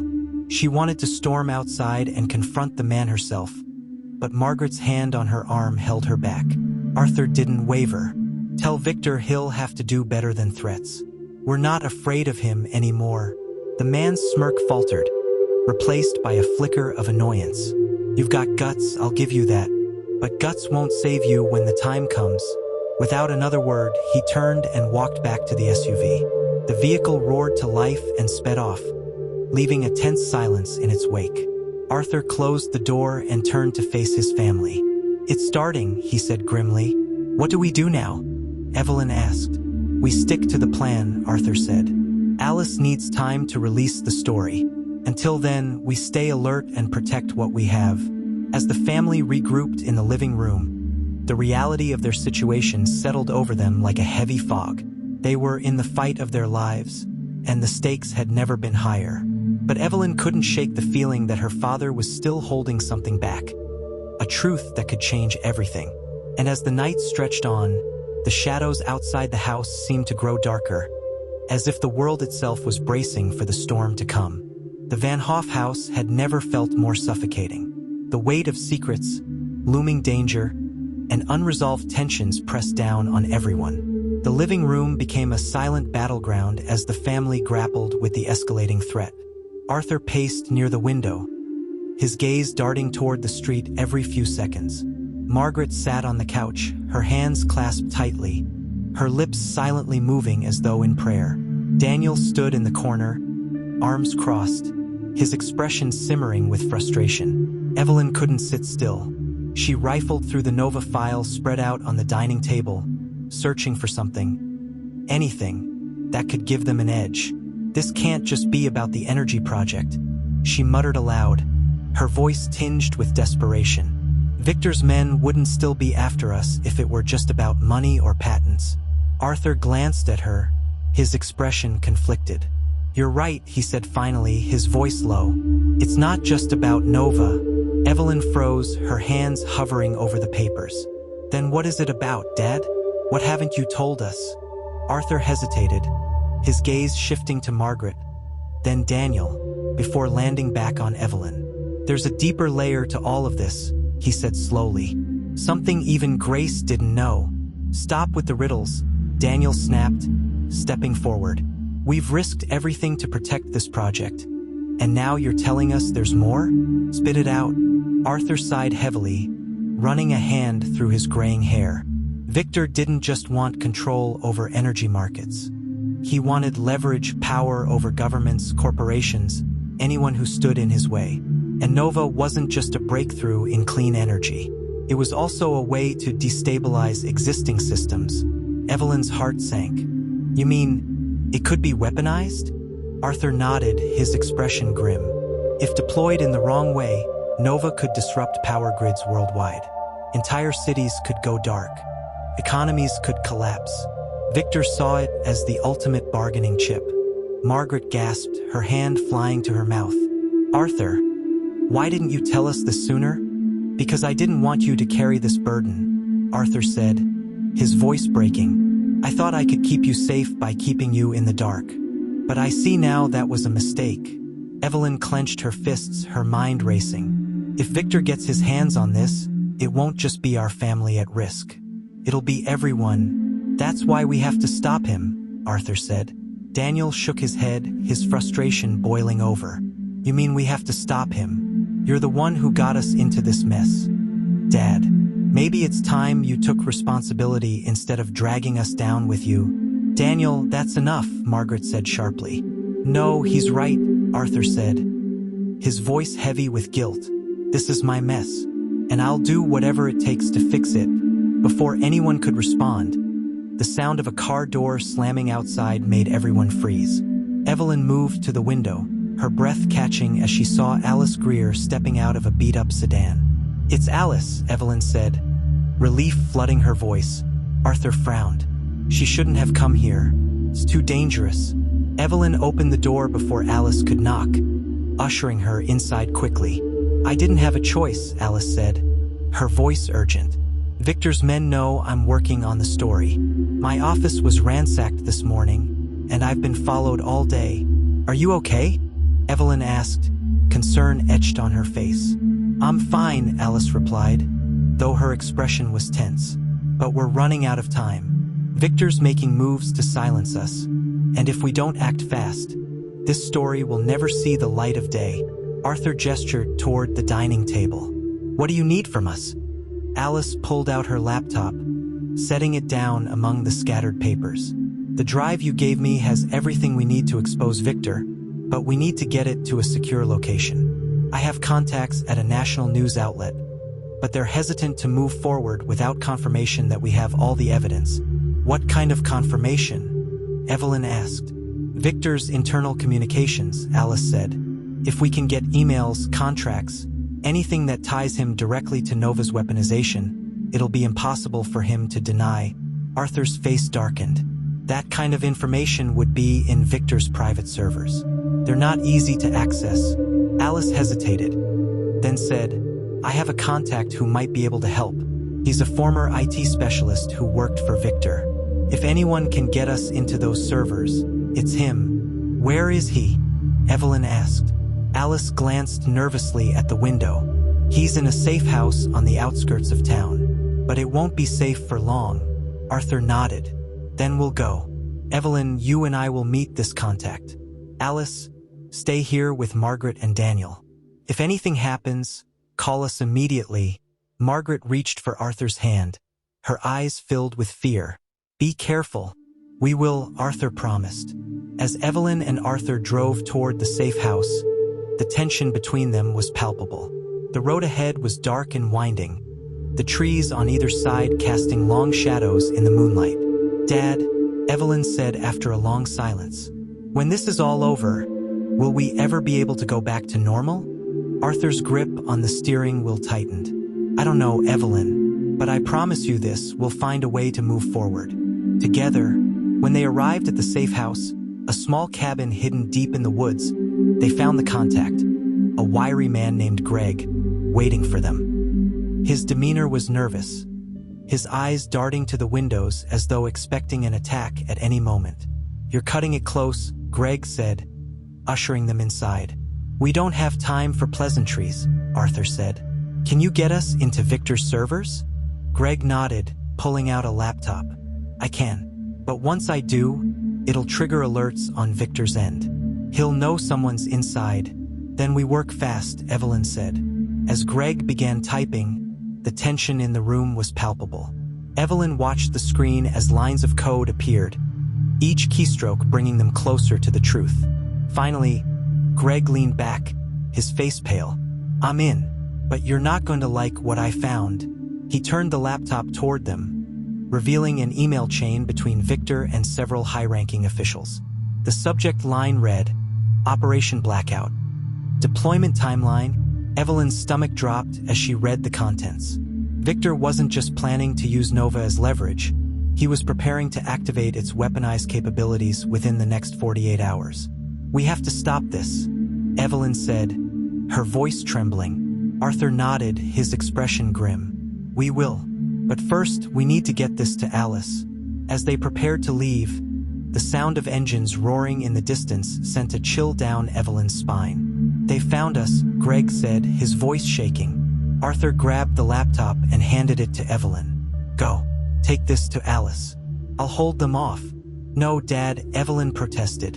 I'm not leaving you. You have to, Arthur said, his voice firm. This is bigger than me. Go, Evelyn. Now. Tears stung her eyes as she nodded reluctantly, clutching the laptop tightly. As she and Greg slipped out the back of the cabin, Evelyn cast one last glance at her father, his silhouette framed in the doorway. Be careful, she whispered, and then she ran, the sound of gunshots echoing in the distance as she disappeared into the night. The sound of gunshots echoed in Evelyn's ears as she sprinted through the dense woods, Greg struggling to keep pace behind her. The laptop pressed tightly against her chest felt like the most fragile thing in the world, yet it held the key to dismantling Victor Harlow's empire. Keep moving, she urged, her voice barely audible over the pounding of her heart. Greg stumbled, nearly falling, but Evelyn grabbed his arm and pulled him forward. The faint glow of moonlight filtering through the trees provided little comfort. Every shadow seemed to hide an unseen danger. Do you think he'll be okay? Greg asked, his voice breathless and trembling. Evelyn didn't answer. She couldn't. The image of her father standing in the cabin doorway, ready to face Victor's men, burned in her mind. She refused to think about what might happen if he didn't make it. After what felt like an eternity, they emerged from the woods onto a narrow road. Evelyn spotted a small clearing up ahead, where a gas station's dim lights flickered in the distance. "There," she said, pointing. "We'll call Alice from there and figure out our next move." As they approached the station, Evelyn scanned the area for any signs of pursuit. The road was eerily quiet, but she couldn't shake the feeling that they were being watched. Inside the station, the attendant looked up from his magazine, his expression bored. "Something I can help you with?" "We need your phone," Evelyn said, trying to steady her voice. The attendant raised an eyebrow but gestured toward the counter. Evelyn quickly dialed Alice's number, her hands shaking. Alice answered on the second ring. "Evelyn, are you okay?" "We have the data," Evelyn said, glancing over her shoulder to ensure no one was listening. "It's worse than we thought. Victor's planning to deploy Nova as a weapon within 48 hours. Alice cursed under her breath. "Where are you?" "At a gas station off Route 17, Evelyn replied. "We need to get this to you now." "I'll meet you halfway," Alice said. "There's a diner about 10 miles north, Dave's Diner. Be there in an hour." Evelyn nodded. "We'll be there." As she hung up, Greg shifted nervously beside her. "Are you sure we're safe here?" "No," Evelyn admitted. "But we can't stop now." The drive to the diner was tense. Greg drove while Evelyn kept her eyes on the road behind them, searching for any sign of pursuit. Every pair of headlights that appeared in the distance sent a jolt of fear through her, but none followed them for long. When they arrived at Dave's Diner, Alice was already waiting in her car. She stepped out as they pulled in, her expression a mix of relief and urgency. "Let's get inside," Alice said, motioning toward the diner. Once seated in a booth at the back of the nearly empty establishment, Evelyn placed the laptop on the table and opened it, showing Alice the emails Greg had uncovered. Alice's eyes scanned the screen, her expression growing darker with each passing moment. "This is damning," she said finally. "If we release this, it'll destroy Victor's reputation and his network of allies." But what?" Evelyn asked, her stomach twisting. Alice hesitated. "Releasing it might not be enough to stop him in time. He has resources, connections. He could still find a way to launch Nova. So what do we do?" Greg asked, his voice tinged with panic. Alice leaned back, her gaze distant. "We need to disable Nova at its source.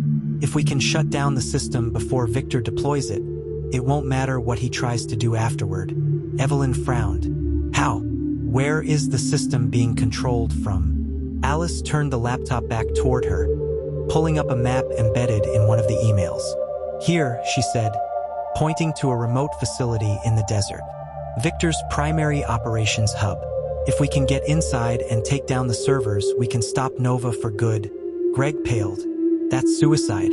Victor's men will be crawling all over that place. Do you have a better idea?" Alice shot back, her tone sharp. Evelyn's mind raced. The plan was risky, borderline impossible, but she couldn't let fear stop her. "I'll do it," she said firmly. Alice and Greg both stared at her, stunned. "You?" Alice asked. "Evelyn, this isn't just a matter of sneaking in.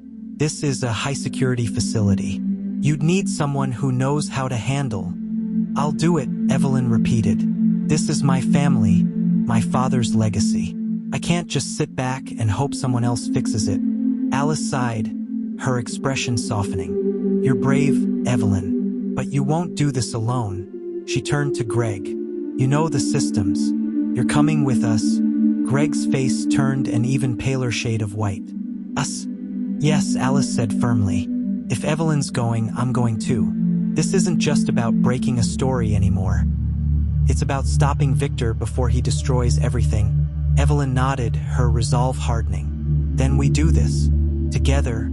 The group spent the next hour planning their approach, mapping out the facility and identifying potential points of entry. As they finalized their plan, Evelyn's phone buzzed with a text message. She glanced at the screen, her breath catching when she saw the sender. "Dad." The message was short but urgent. "They know where you are. Get out. Now."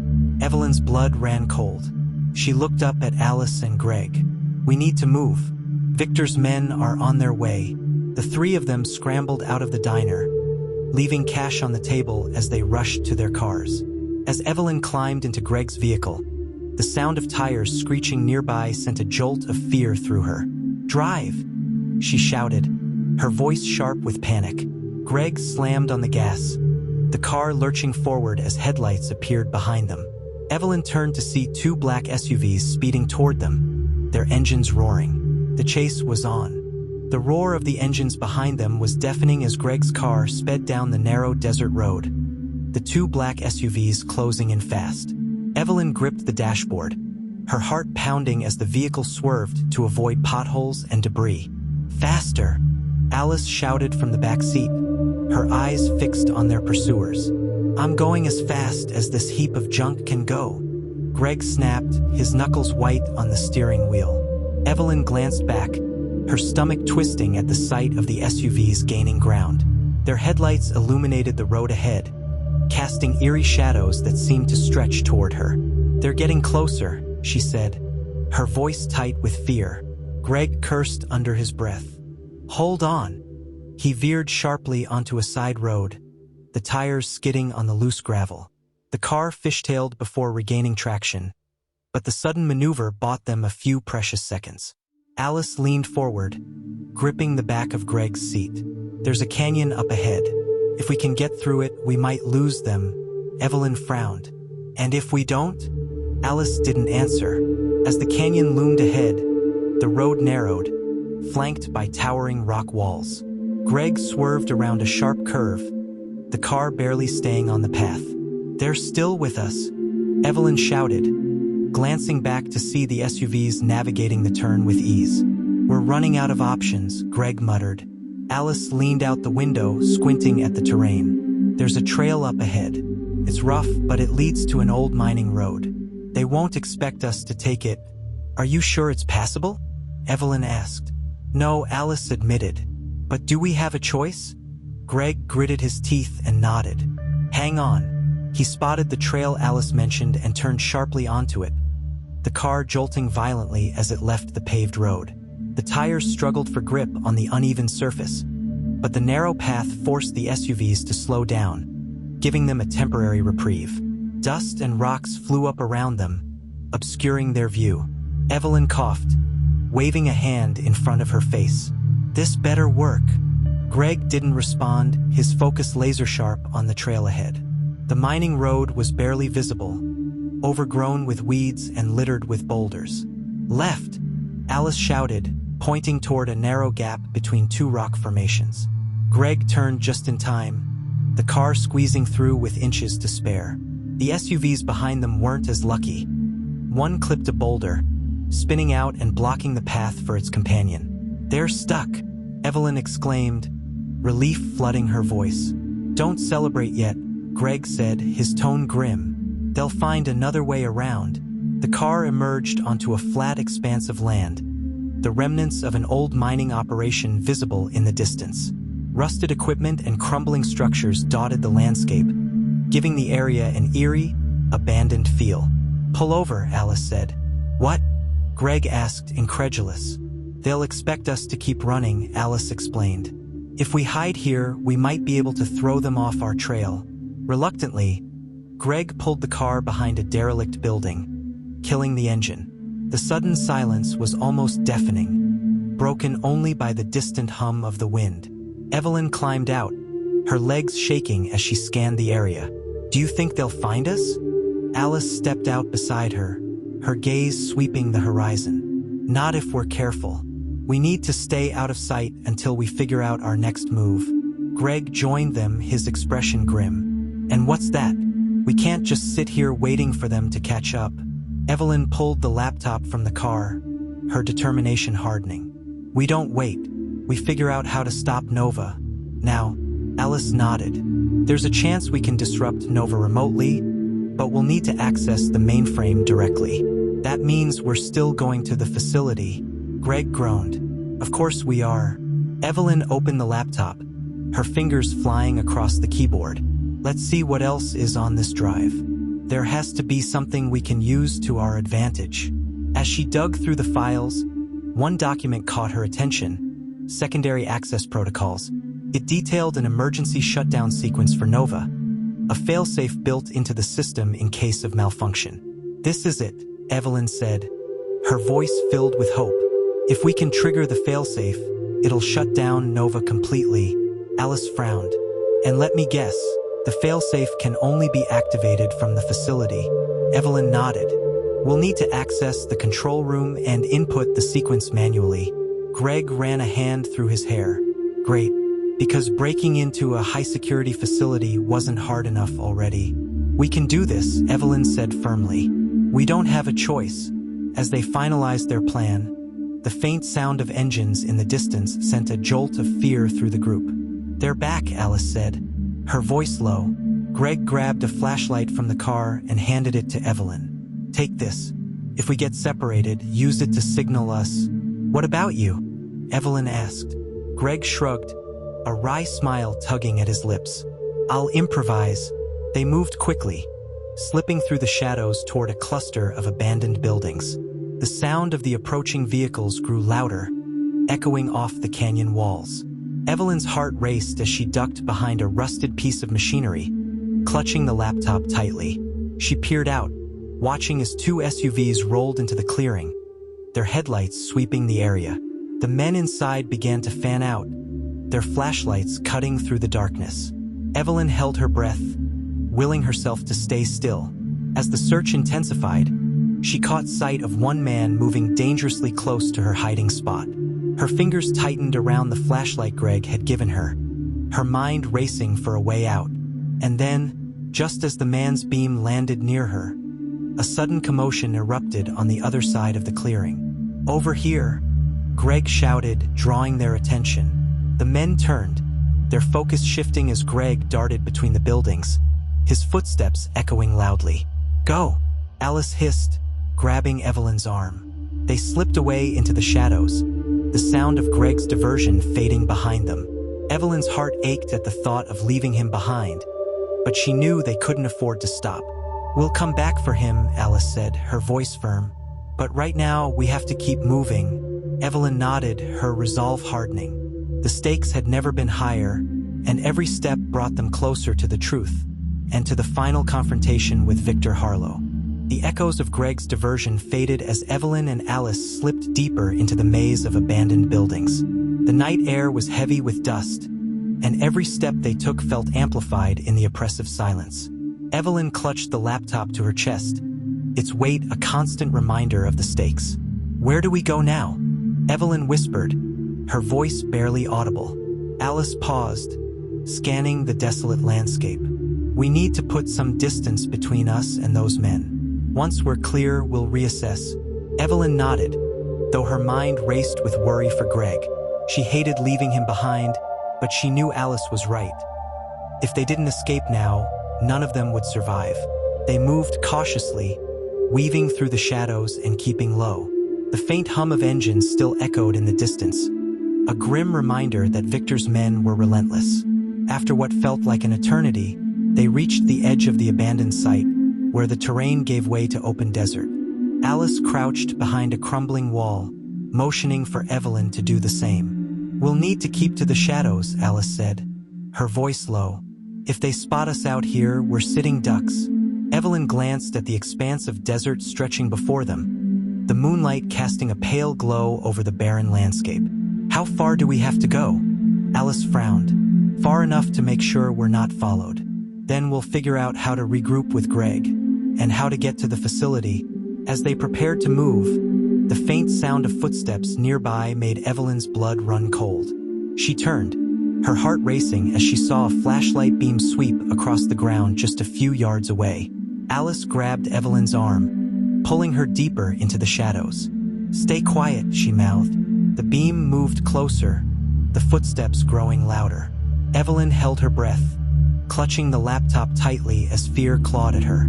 She could feel Alice's grip on her arm, steady and reassuring, but it did little to calm her racing heart. Just as the beam landed near their hiding spot, a loud crash echoed from the other side of the site. The flashlight jerked away as the man turned toward the noise, his voice sharp. "Over here. I heard something." Evelyn's eyes widened as she realized what had happened. Greg. He was still out there, creating another distraction. "Come on," Alice whispered, tugging her arm. They moved quickly but quietly, using the commotion to slip away. As they crept through the darkness, Evelyn's chest tightened with guilt. Greg was risking everything for them, and she didn't know if he'd make it out alive. When they finally reached a small rise overlooking the desert, Alice stopped, pulling out her phone. She frowned as she stared at the screen. "Damn it," she muttered. "What's wrong?" Evelyn asked. "No signal," Alice replied, shoving the phone back into her pocket. "We'll have to find higher ground." They pressed on, climbing the rocky terrain as the horizon began to lighten with the first hints of dawn. The air grew colder, and Evelyn's legs ached with every step, but she pushed forward, driven by the urgency of their mission. Finally, they reached a ridge overlooking the desert. Alice pulled out her phone again, and this time, she let out a sigh of relief. "I've got a signal," she said, dialing quickly. Evelyn watched as Alice paced, speaking urgently into the phone. She caught snippets of the conversation, references to the facility, Victor's men, and the shutdown protocol. When Alice hung up, her expression was grim but determined. "I called in a favor," she said. "We've got a ride coming, but it'll take a while to get here." Evelyn nodded, though her mind was still on Greg. "What about him? We can't just leave him behind." Alice placed a hand on her shoulder. "We won't. But if we don't stop Nova, Greg's sacrifice will mean nothing. We have to focus on the mission." Evelyn swallowed hard, nodding reluctantly. As they waited, Alice pulled out a map, spreading it across the ground. She pointed to a marked location near the edge of the desert. "This is the facility. It's heavily guarded, but the main entrance isn't our only option. There's an access tunnel here, an old maintenance route they likely haven't secured." Evelyn studied the map, her mind racing. "If we can get in through the tunnel, how do we reach the control room?" Alice traced a path with her finger. "The tunnel leads to the lower levels. From there, we'll need to move quickly. The control room is on the second floor, and we'll have to bypass at least 2 security checkpoints to reach it." Evelyn nodded, committing the route to memory. "And the failsafe? Do we have everything we need to activate it?" Alice hesitated.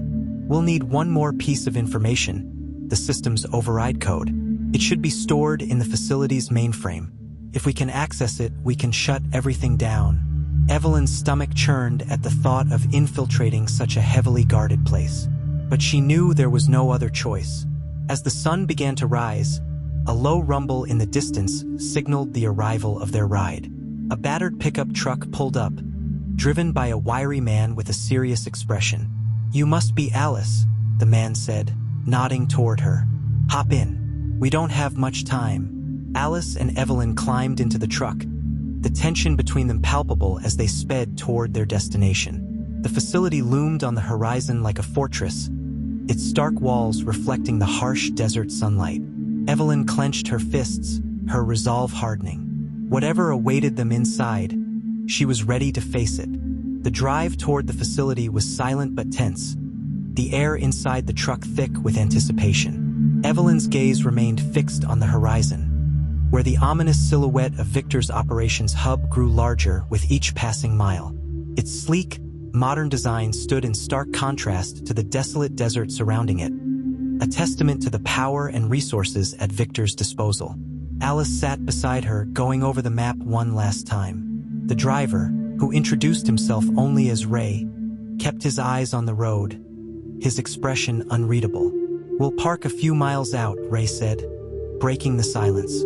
"From there, you'll need to approach on foot. If they see the truck, they'll know something's up." Alice nodded. "That works. The maintenance tunnel entrance should be just beyond the facility's east wall. It's our best shot at getting inside undetected." Evelyn glanced at the laptop on her lap, the weight of the mission pressing down on her. "And once we're in?" Alice's voice was firm. "We move fast. Get to the control room, access the mainframe, and trigger the failsafe. No hesitation, the truck came to a stop behind a cluster of rocky outcroppings. Ray killed the engine and turned to them. "This is as far as I go. You sure you're ready for this?" Evelyn exchanged a glance with Alice before nodding. "We don't have a choice." They climbed out of the truck, the desert heat already bearing down on them. Ray handed Evelyn a small radio. "Channel 4, if things go south, call me, and I'll do what I can to get you out." "Thanks," Evelyn said, tucking the radio into her pocket. As Ray drove off, leaving a trail of dust in his wake, Evelyn and Alice began their trek toward the facility. The terrain was uneven, and every step kicked up a fine layer of sand that clung to their clothes. When they reached the outer perimeter, Alice crouched low, motioning for Evelyn to do the same.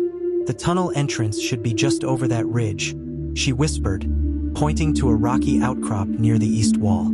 Evelyn nodded, her pulse quickening as they moved closer.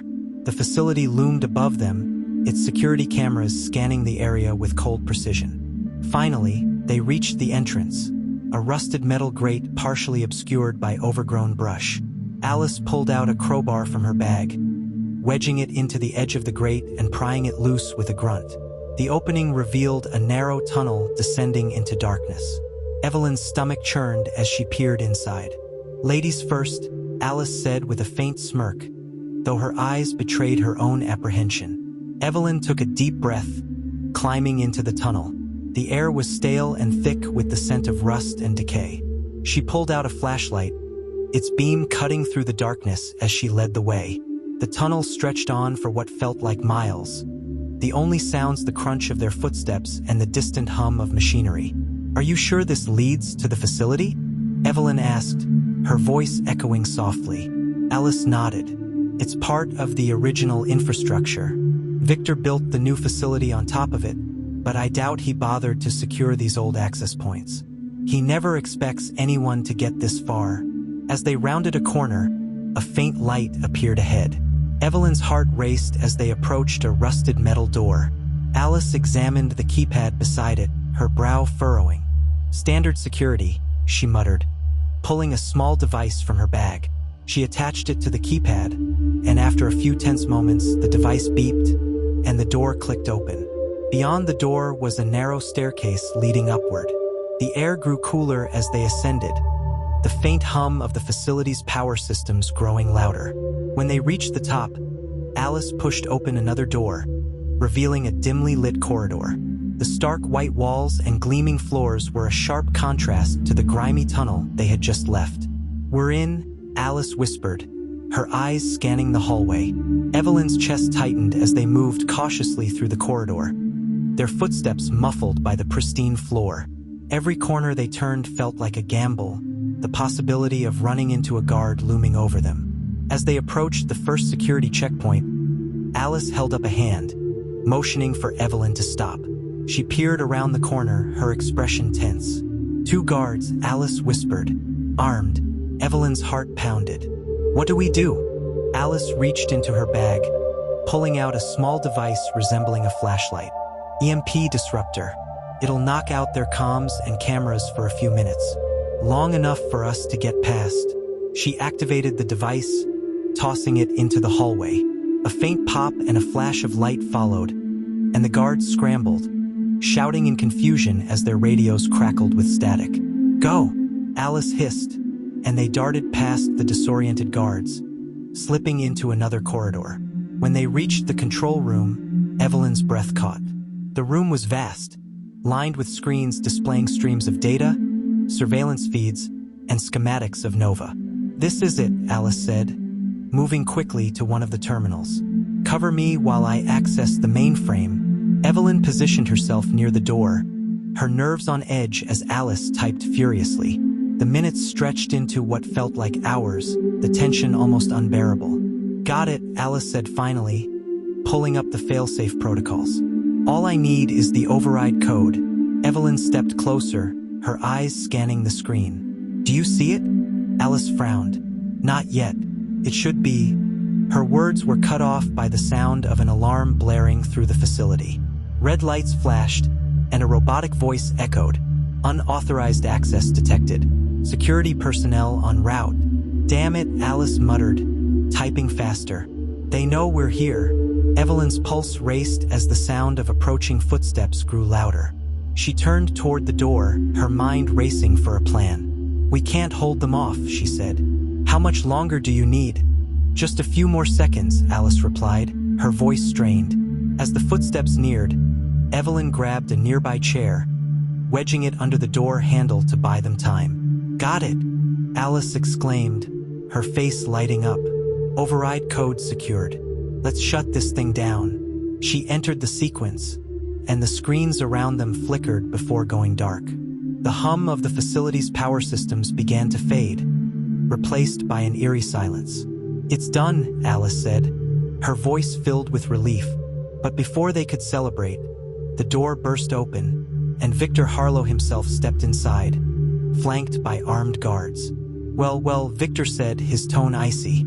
I must say I'm impressed, but I'm afraid this little rebellion ends here. Evelyn's heart sank as she faced the man who had caused her family so much pain. You won't win, she said, her voice trembling but resolute. Victor smirked. Oh, my dear, I already have. Victor Harlow's presence filled the room like a storm cloud, his smirk sharp and his gaze cold as he surveyed Evelyn and Alice. The guards flanking him held their weapons steady, their expressions unreadable but tense. Well, Victor said, his voice calm and laced with menace, I must admit, you've been quite the thorn in my side. But even thorns can be plucked. Evelyn stood her ground, clutching the edge of the desk behind her for support. Her pulse thundered in her ears, but she refused to let fear show. We shut it down, she said firmly. Nova is offline. Whatever you were planning, it's over. Victor's smirk deepened, a look of almost paternal condescension. Do you really think it's that simple?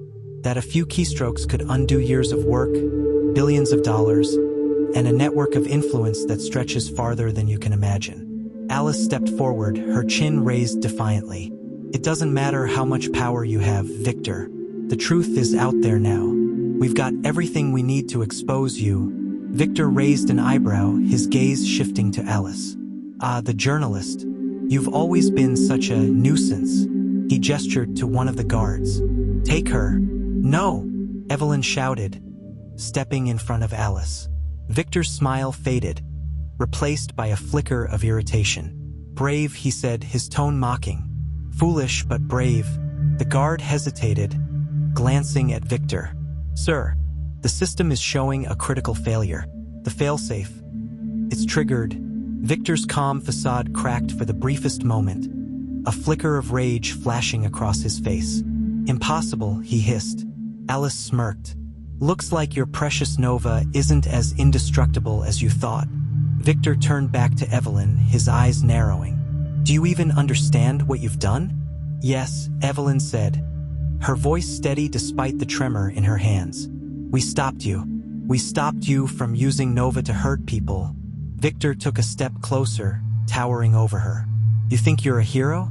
You've just cost the world the most revolutionary energy source in history. Millions will continue to suffer, trapped in poverty and darkness, because of your short-sightedness. Don't twist this, Evelyn shot back. You were never going to use Nova to help anyone. It was all about control, for you, for your empire. Victor's lips curled into a sneer. And you think you're better? You think you've won because you've managed to shut down one project? Let me assure you, my dear, I have contingencies. Nova was just the beginning. Before Evelyn could respond, a loud crash echoed from the hallway. The guards turned, their weapons raised as shouts erupted outside. What's going on? Victor barked, his composure slipping. The door burst open, and Greg stumbled in, bruised and bleeding but alive. You didn't think I'd let you have all the fun, did you? He said, a weak grin on his face. The chaos in the hallway grew louder, and Evelyn realized the facility's own security team had joined the fray. In the confusion, Greg grabbed a chair and swung it at the nearest guard, giving Alice enough time to dive for the laptop. Evelyn, run, Greg shouted, but Evelyn didn't move. Her eyes locked on Victor, who stood frozen in the center of the chaos. "This isn't over," he said, his voice low and venomous. "No," Evelyn replied, her voice filled with determination. "But it's the beginning of your end." Greg grabbed her arm, pulling her toward the door. "Come on, we need to get out of here." Evelyn followed, the sounds of shouting and gunfire ringing in her ears as they sprinted down the corridor. Alice was right behind them, clutching the laptop tightly as they navigated the maze of hallways. When they reached the maintenance tunnel, Greg slammed the door shut behind them, wedging a metal bar into the handle to buy them time. Evelyn's chest heaved as she caught her breath, her mind racing. "What now?" "We get out of here," Alice said, her voice firm, "and we make sure the world knows what Victor Harlow has done." Greg leaned against the wall, wincing as he clutched his side. "And after that, what's the plan for when he comes after us again?" Evelyn glanced at him, her resolve hardening. "Then we fight. We don't stop until he's held accountable for everything."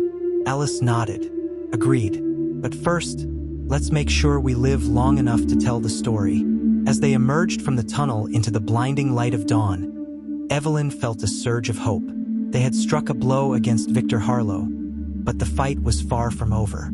And for the first time, she felt ready to face whatever came next. The early morning sunlight burned brightly as Evelyn, Alice, and Greg stumbled out of the maintenance tunnel. The stark contrast between the blazing desert and the dark, tense chaos of the facility was almost disorienting. Evelyn squinted, clutching the laptop tightly as they hurried toward the cover of a cluster of jagged rocks nearby. Greg groaned, lagging slightly behind. "I think I'm going to collapse," he muttered, his hand pressed tightly against his bruised side. "Not yet," Alice said briskly, glancing over her shoulder. "We're still too close to the facility. They'll come after us as soon as they regroup." Evelyn scanned the horizon, searching for any sign of pursuit. Ray's truck is still miles away.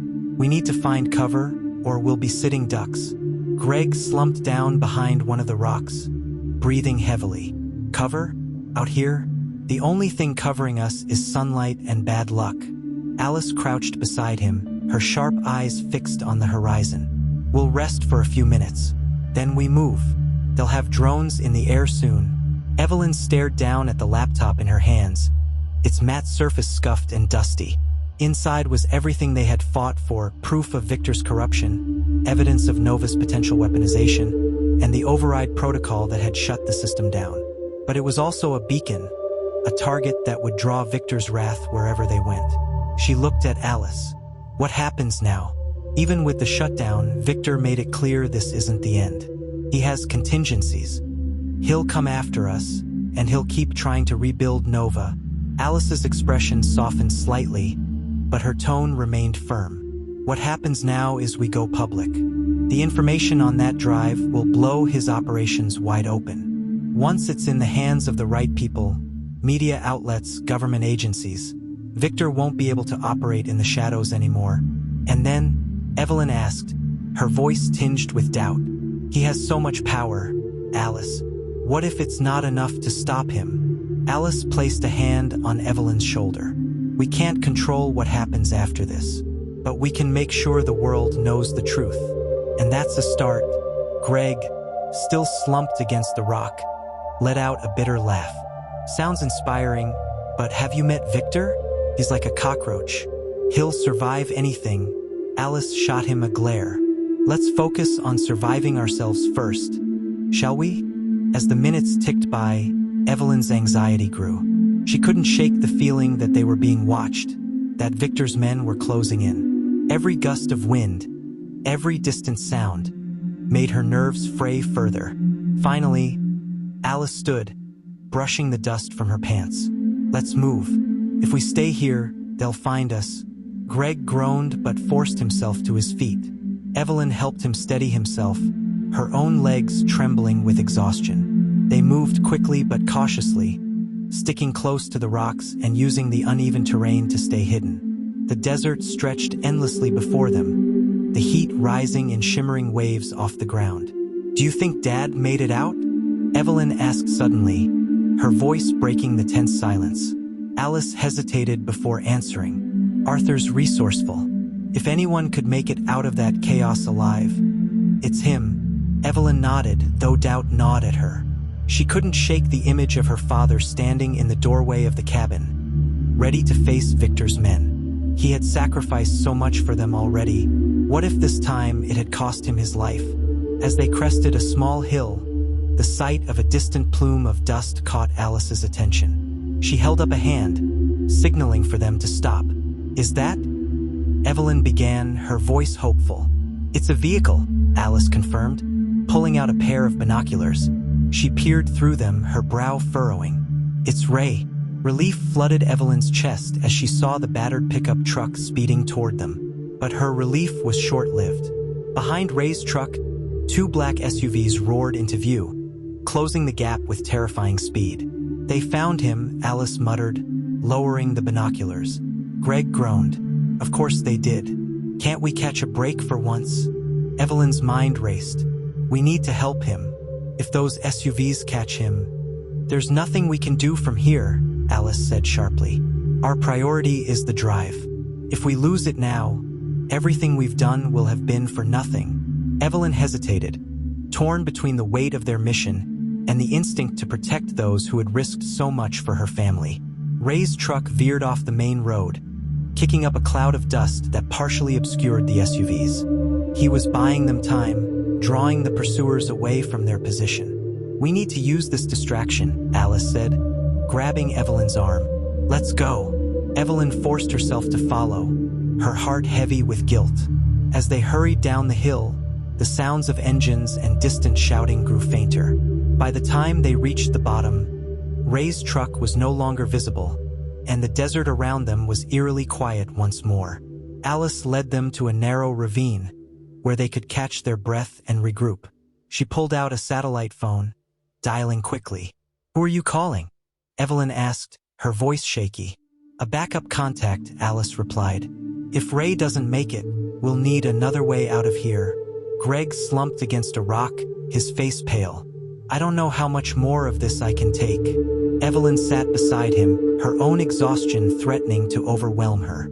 "We're almost there," she said, though the words felt hollow. Alice finished her call, tucking the phone back into her bag. "There's a private airstrip about 10 miles from here. If we can get there, we'll have a way out." 10 miles, Greg muttered. "Piece of cake." Evelyn forced a small smile, though her thoughts were far from light. Every step forward felt like another gamble, another chance for Victor's men to catch up. As they prepared to move again, Evelyn caught sight of something glinting in the sunlight. She squinted, her stomach dropping as she realized what it was. Another vehicle, heading straight toward them. "It's not over," she whispered, her voice trembling. Alice followed her gaze, her expression hardening. "Then we keep moving. Stay low, stay quiet, and don't stop." Evelyn nodded, clutching the laptop tightly as they began their desperate trek toward the airstrip. Every step felt heavier than the last, the weight of their mission and the looming danger pressing down on her. But she refused to give up, because this wasn't just about her family anymore. It was about justice, about exposing the truth, about standing up to a man who had caused so much pain. And no matter what it took, she was determined to see it through. The journey to the airstrip was a test of endurance and will. The heat of the desert was unrelenting, the sun beating down on Evelyn, Alice, and Greg as they moved through the rugged terrain. The distant roar of an engine behind them was a constant reminder that Victor's men were closing in. Evelyn tightened her grip on the laptop, her mind racing. This small device held the key to everything. The truth about Nova, the corruption Victor had orchestrated, and her family's last chance at justice. "How much farther?" Greg asked, his voice strained as he struggled to keep pace. Alice checked the GPS on her phone, her brow furrowed. "We're about 2 miles out. If we keep moving, we can make it before they catch up." Evelyn glanced over her shoulder, her heart pounding. The dust cloud on the horizon was growing larger, the telltale sign of vehicles drawing nearer. "They're gaining on us," she said, her voice tight with urgency. Alice nodded grimly. "Then we pick up the pace." Greg groaned. Easier said than done. The terrain became more uneven as they approached the airstrip, forcing them to navigate around jagged rocks and deep crevices. Every step felt like a battle, their exhaustion threatening to overtake them. As they crested a hill, the airstrip finally came into view. A small, dusty clearing with a single hangar and an old plane parked on the runway. A figure stood beside the plane, waving frantically. "That's our pilot," Alice said, relief flooding her voice. Evelyn felt a surge of hope as they hurried down the hill, their steps quickening despite their fatigue. But the sound of engines growing louder behind them made her stomach twist. "They're almost here," Greg said, panic creeping into his voice. Evelyn turned to see two black SUVs tearing across the desert, their speed kicking up a thick cloud of dust. "We won't make it in time," she said, fear gripping her chest. Alice's gaze darted between the vehicles and the plane. "We will. Keep moving," the pilot, a wiry man with a weathered face, shouted as they approached. "Get on board. Now!" Alice climbed into the plane first, helping Greg and Evelyn up as the vehicles roared closer. The pilot slammed the door shut and ran to the cockpit, shouting over his shoulder, "Hold on to something." The plane's engines roared to life, the propellers spinning furiously as it began to taxi down the makeshift runway. Evelyn clutched the seat in front of her, her heart pounding as the plane gained speed. Through the small window, she saw the SUVs skidding to a stop at the edge of the airstrip. Armed men poured out, raising their weapons. "They're going to shoot," Evelyn said, her voice trembling. Alice leaned over, grabbing her arm. "Stay down." The first shots rang out, bullets pinging against the metal fuselage. The plane wobbled as the pilot pushed it to full throttle, the tires bouncing over the uneven runway. "Come on," Greg muttered, his knuckles white as he gripped his seat. With a final, jarring lurch, the plane lifted off the ground, the desert falling away beneath them. Evelyn's breath caught as she watched the men below grow smaller, their shouts drowned out by the roar of the engines. "We made it," she whispered, relief flooding her chest. Alice nodded, her expression serious.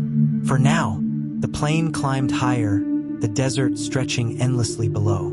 Evelyn leaned back in her seat, exhaustion washing over her. But her relief was short-lived. "What's our destination?" the pilot shouted from the cockpit. Alice hesitated. "We'll head to LA. I have contacts there who can help us distribute the data." Evelyn frowned. "LA? Isn't that where Victor's influence is strongest?" Alice turned to her, her expression grim. "Exactly. If we release the story from his backyard, it'll hit him harder. He won't be able to spin it as easily." Greg groaned. "Why do all of your plans involve almost certain death?" Alice ignored him, focusing on Evelyn. "You're the key to this, Evelyn. The world needs to hear your story, your father's story. This isn't just about the files. It's about showing people who Victor really is." Evelyn nodded, determination hardening her resolve. "Then we'll do it, whatever it takes." The rest of the flight passed in tense silence. Evelyn couldn't shake the feeling that Victor's reach extended even to the skies.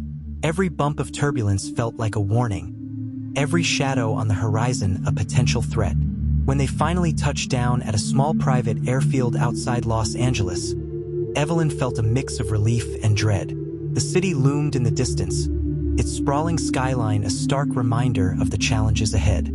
The pilot taxied the plane to a hangar, shutting off the engines. "This is as far as I go," he said, his voice gruff. Alice nodded. "Thank you. We'll take it from here." As they stepped onto the tarmac, Evelyn shielded her eyes from the bright sunlight. She clutched the laptop tightly, her thoughts racing. "What now?" Greg asked, his voice tinged with exhaustion. Alice pulled out her phone, dialing quickly. "Now, we call in reinforcements."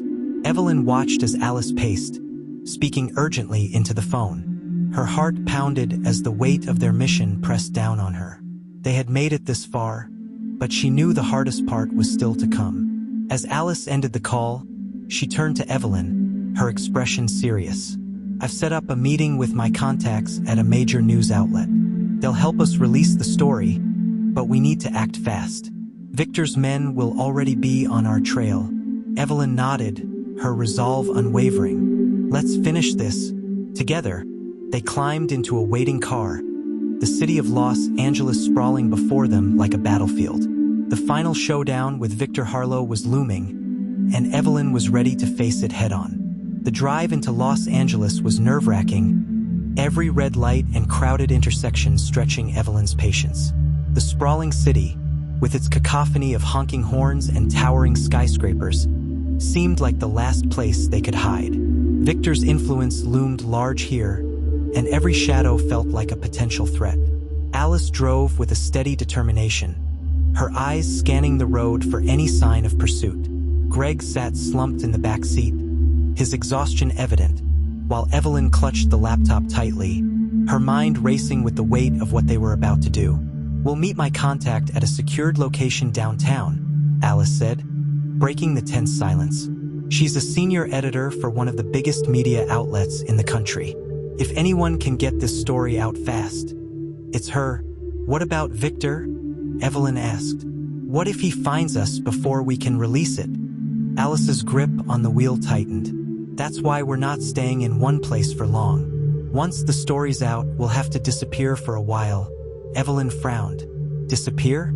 How long?" Alice glanced at her in the rearview mirror. "As long as it takes. Victor won't go down without a fight." The weight of those words settled over Evelyn like a lead blanket. She had always known this fight would come at a cost, but the reality of what they were risking felt heavier with each passing moment. When they arrived at the meeting point, a nondescript office building tucked between two high-rises, Alice parked in the underground garage, taking a moment to scan the area before stepping out. "This way," she said, leading them to a side entrance. Evelyn's heart pounded as they entered the building, the fluorescent lights casting harsh shadows on the tiled floor. Alice led them to a private elevator, swiping a keycard to access the top floor. The ride up was silent, the tension palpable.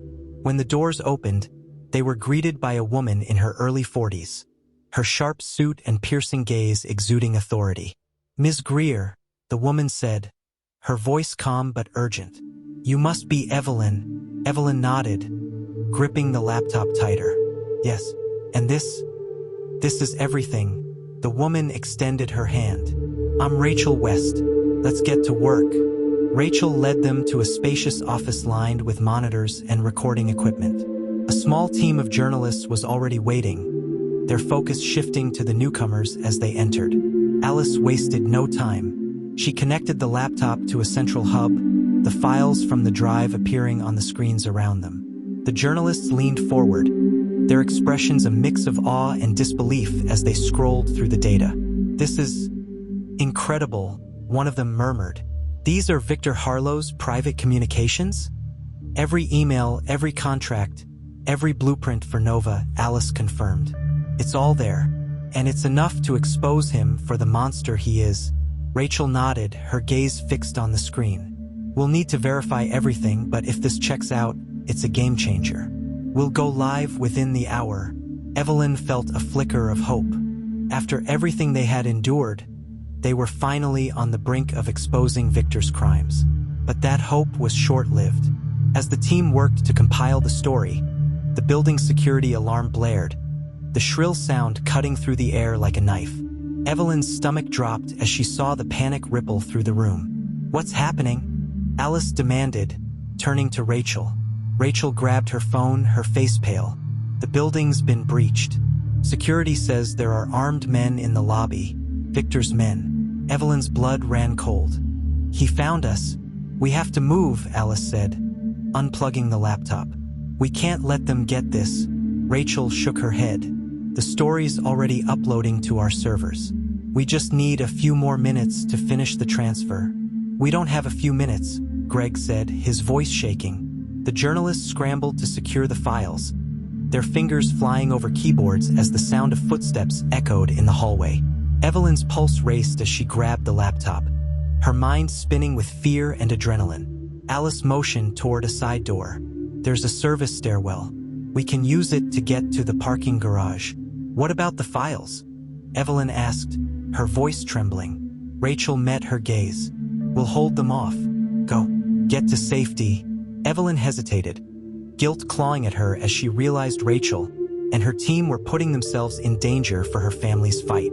but Alice grabbed her arm, pulling her toward the door. "Evelyn, we have to go." Reluctantly, Evelyn followed Alice and Greg into the stairwell, the sound of chaos behind them growing louder. The descent was frantic, their footsteps echoing as they raced downward. Evelyn's chest burned with every breath, but she pushed herself forward, driven by the knowledge that their mission wasn't over yet. When they reached the parking garage, the scene was eerily quiet. Alice pulled out her phone, dialing quickly. "Ray," she said, her voice urgent. "We need another extraction." Evelyn leaned against the wall, her heart pounding. "What if he can't get here in time?" Alice glanced at her, her expression grim. "Then we'll figure something out. We always do." The silence stretched, broken only by the distant sound of sirens. Evelyn's thoughts churned as she clutched the laptop, the weight of their journey pressing down on her. And then, the roar of an engine echoed through the garage. Evelyn's breath caught as a black SUV screeched to a halt in front of them. The driver's window rolled down, revealing a face she hadn't expected to see. "Dad," Evelyn whispered, her voice trembling. Arthur Van Hoff gave her a grim smile. "Get in. We're not done yet." The sight of Arthur Van Hoff behind the wheel of the black SUV was like a jolt to Evelyn's system. For a moment, she couldn't move, her mind struggling to reconcile the father she thought she might never see again with the man sitting before her. "Evelyn," Arthur's voice cut through her shock, firm and commanding. "Get in. Now." Alice grabbed her arm, snapping her out of her daze. "Let's go." Evelyn climbed into the back seat, clutching the laptop as if it were a lifeline. Alice and Greg followed, slamming the doors shut as Arthur hit the gas, the SUV roaring out of the parking garage. "How did you find us?" Evelyn asked, her voice breathless. Arthur glanced at her in the rearview mirror, his expression hard but tinged with relief. "I've been tracking Victor's men. When I realized they were converging on this building, I knew you had to be here. They're uploading the story," Evelyn said quickly. "Alice's contact is holding them off, but we don't know if they'll make it out." Arthur's jaw tightened. "We'll make sure their sacrifice isn't in vain." The SUV sped through the streets of Los Angeles, weaving between traffic as sirens wailed in the distance. Evelyn turned to look out the back window, her stomach twisting at the sight of another black SUV gaining on them. "They're following us," she said, panic creeping into her voice. Arthur didn't hesitate. "Hold on." He took a sharp turn down an alley, the tires screeching against the pavement. The sudden maneuver sent Evelyn and Greg sliding into each other, but it bought them a few precious seconds. "We can't outrun them forever," Alice said, her voice tense. "We need a plan." Arthur nodded, his gaze fixed on the road ahead. "There's a safe house a few miles from here. It's not ideal, but it'll buy us time to regroup."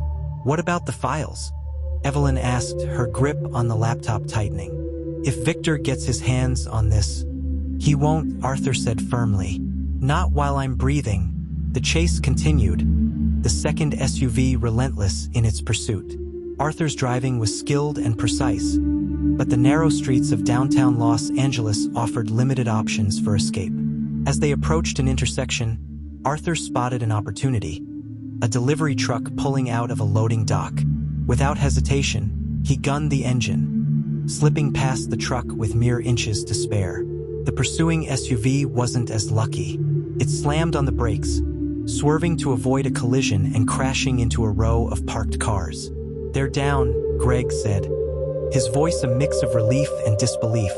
"For now," Arthur replied. "Victor has more resources than we can count. It's only a matter of time before he sends reinforcements." The safe house was tucked away in an industrial area on the outskirts of the city. Arthur parked the SUV behind a row of abandoned warehouses, leading the group inside through a hidden entrance. The interior was sparse but functional, a single room with a few cots, a table, and a small kitchen. Arthur locked the door behind them, turning to face the group. "This isn't over," he said, his voice grave. "Victor won't stop until he's either destroyed us or reclaimed what he thinks is his." "We can't keep running," Evelyn said, her frustration boiling over. "We have to finish this." Alice nodded. "She's right. The story is uploading, but we need to ensure it reaches the right people." those who can take action against Victor. Arthur paced the room, his hands on his hips. Victor's influence runs deep. Even if the story goes live, he'll use his connections to bury it, to discredit us. We need leverage, something he can't deny, something that forces his allies to turn against him. Evelyn frowned, her mind racing. Like what? Arthur hesitated, his gaze distant. The ledger. Alice's eyes widened. You mean the ledger that tracks Victor's bribes, payoffs, and illegal deals? Arthur nodded. It exists. I saw it once, years ago, in his private office. If we can get our hands on it, it'll corroborate everything in the files and expose the full extent of his corruption. Where is it? Evelyn asked. Arthur's expression darkened. At his estate. It's heavily guarded, but it's our best chance to take him down for good. Greg groaned, slumping into a chair. Of course it is. Because nothing about this mission has been remotely easy. Evelyn ignored him, her focus on her father. If we're going to do this, we need a plan. And we need it fast. Arthur nodded, his gaze sweeping the room. We'll rest here for a few hours, then move out under cover of darkness. Alice, you'll coordinate with your contacts to ensure the story is distributed widely. Evelyn, Greg, and I will handle the ledger. Alice hesitated. You're putting a lot of faith in a long shot, Arthur. It's the only shot we have, Arthur said firmly. As the group settled in, Evelyn sat on one of the cots, the weight of the laptop in her lap. She couldn't help but feel the enormity of what lay ahead. Her father sat beside her, his expression softening. You've been incredible through all of this, he said quietly. Grace would be proud of you. Evelyn's throat tightened at the mention of her sister. I just want this to be over, Dad. For all of us. Arthur placed a hand on her shoulder, his gaze steady. It will be. One way or another.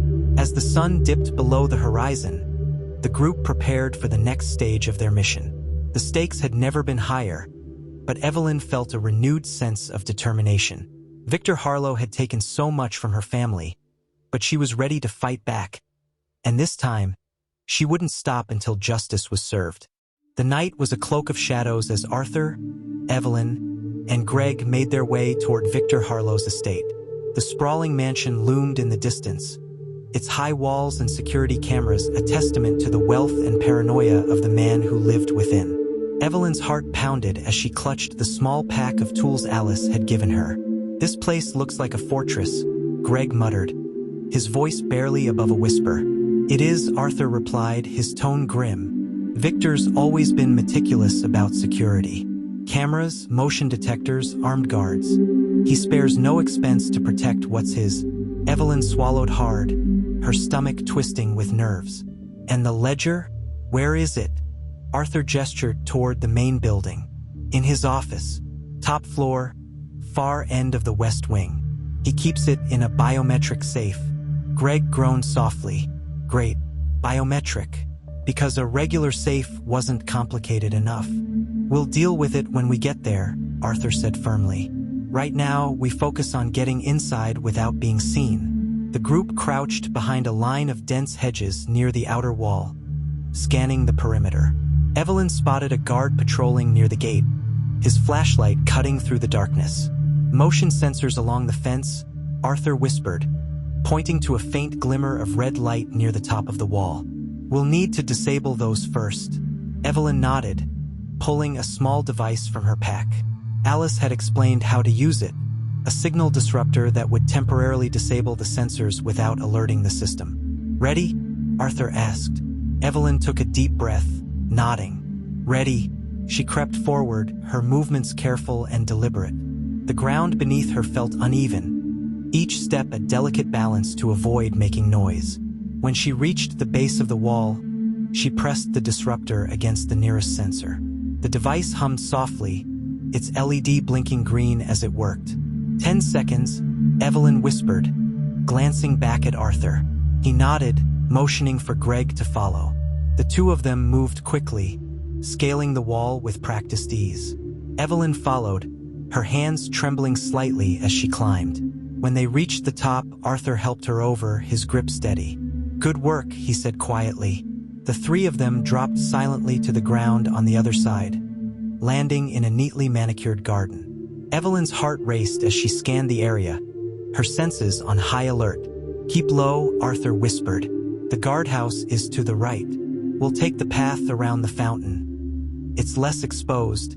They moved through the garden like shadows, their movements synchronized and silent.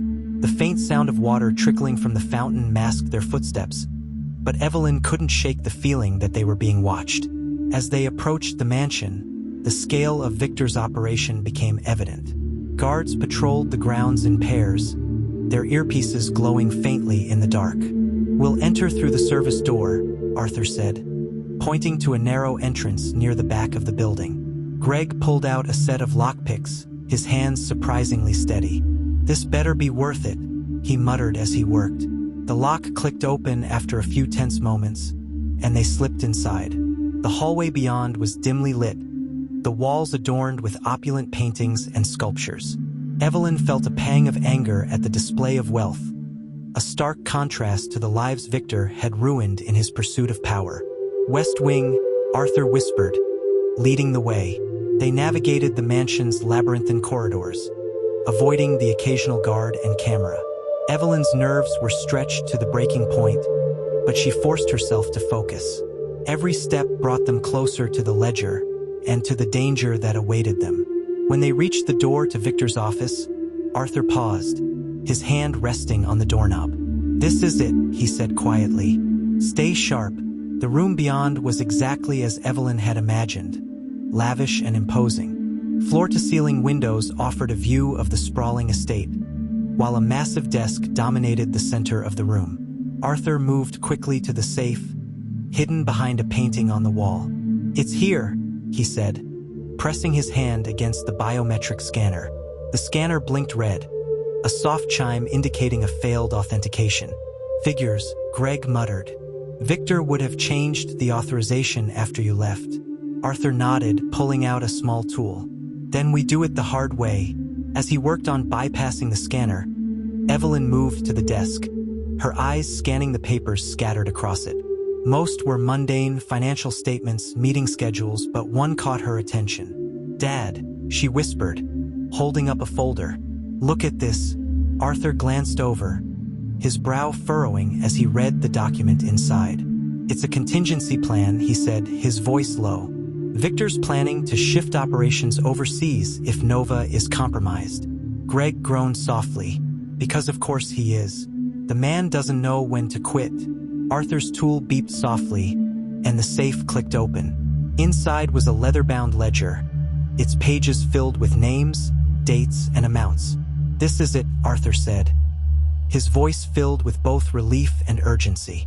Evelyn reached for the ledger, but a voice behind them froze her in place. "Going somewhere?"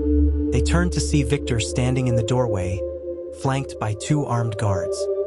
His expression was cold, but his eyes burned with fury.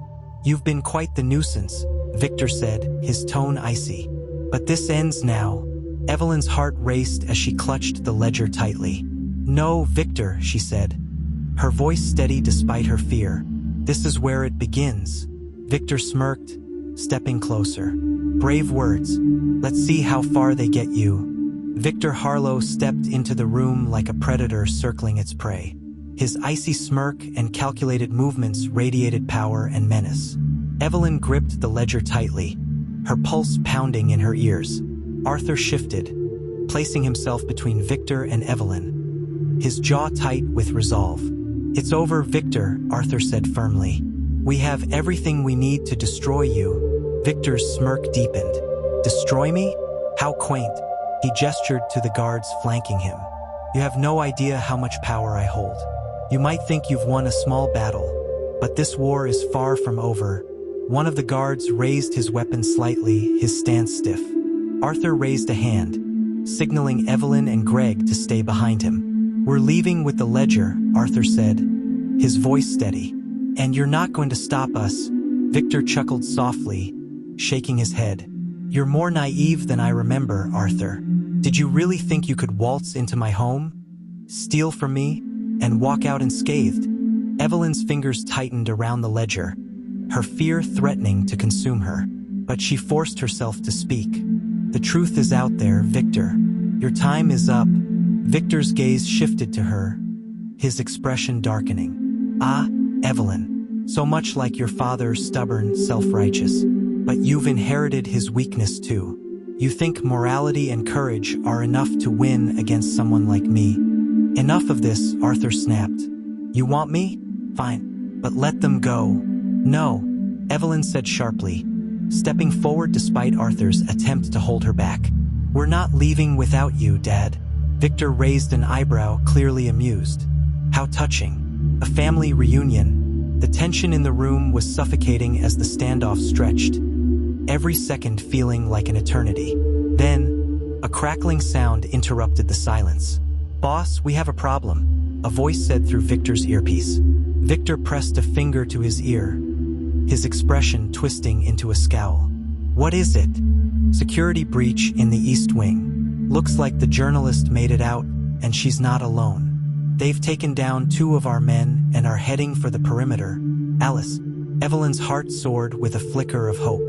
Alice had found a way to fight back. Victor's composure cracked, his frustration bubbling to the surface. "Deal with it," he barked. Arthur seized the distraction, lunging at the nearest guard.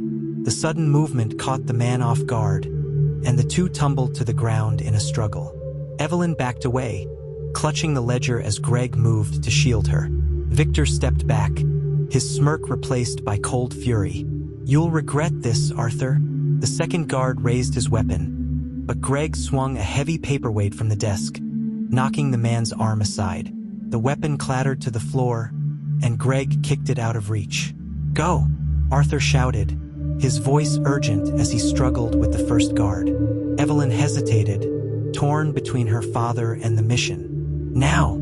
Arthur yelled again, his voice filled with desperation. Greg grabbed Evelyn's arm, pulling her toward the door. "We can't stay here." Victor stepped toward them, but Greg blocked his path, throwing a chair into his way. It wasn't much, but it bought them a few precious seconds to escape. As they bolted down the hallway, Evelyn's mind raced. The ledger felt impossibly heavy in her hands, its contents the key to exposing Victor's empire. But her father was still behind, facing down a man who had already taken so much from them. "We can't leave him," Evelyn said breathlessly as they rounded a corner. "We won't," Greg replied, his tone firm. "But we need to get this out of here first. If we lose the ledger, it's all for nothing." They reached the service stairwell, the sounds of chaos echoing from below. Evelyn's stomach twisted as she realized Victor's men were everywhere, their voices sharp and commands echoing through the mansion. "We're trapped," Evelyn whispered, panic creeping into her voice. Greg shook his head. "Not yet. Follow me." He led her up the stairs instead of down, pushing open a door that led to the mansion's roof. The cool night air hit Evelyn's face like a slap, but there was no time to enjoy the moment. Below, the estate was alive with activity. Guards swarmed the grounds, their flashlights slicing through the darkness. Greg scanned the area, his brow furrowed. "If we can get across to that wing, we might be able to climb down the trellis." Evelyn nodded, her legs trembling as she followed Greg across the roof. The tiles beneath them were slick, every step a careful balance to avoid slipping. When they reached the trellis, Greg gestured for Evelyn to go first. She hesitated, looking back toward the mansion's west wing. "What about Dad?" Greg placed a hand on her shoulder. "He's a fighter, Evelyn. He'll find a way. Right now, we need to make sure his sacrifice means something." Tears stung her eyes as she nodded, forcing herself to climb down. The trellis creaked under her weight, but it held. When her feet hit the ground, she turned to help Greg, her heart pounding. As they slipped into the shadows of the garden, Evelyn clutched the ledger tightly, her resolve hardening. This wasn't over, not by a long shot. The garden was a maze of hedges and shadows, offering Evelyn and Greg a fleeting sanctuary as they moved through the dark. The distant shouts of Victor's men and the faint hum of approaching vehicles reminded them that their escape was far from assured.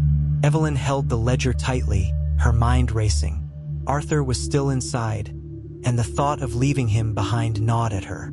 She glanced back at the mansion, its illuminated windows a stark contrast against the night sky. "We have to go back for him," Evelyn said, her voice breaking. Greg grabbed her arm, pulling her deeper into the shadows. "No, your dad wouldn't want that. He told us to go, and we have to trust him." Evelyn shook her head, tears welling in her eyes. "I can't just leave him. Not after everything." Greg's grip tightened, his tone firm but not unkind. "You're holding the one thing that can take Victor down for good. If we lose that, your dad's sacrifice means nothing. Do you understand?" Evelyn hesitated, the weight of his words pressing down on her. She knew he was right, but the thought of abandoning Arthur was unbearable. Before she could respond, the sound of footsteps nearby made her freeze. Greg motioned for her to stay silent as they crouched behind a thick hedge.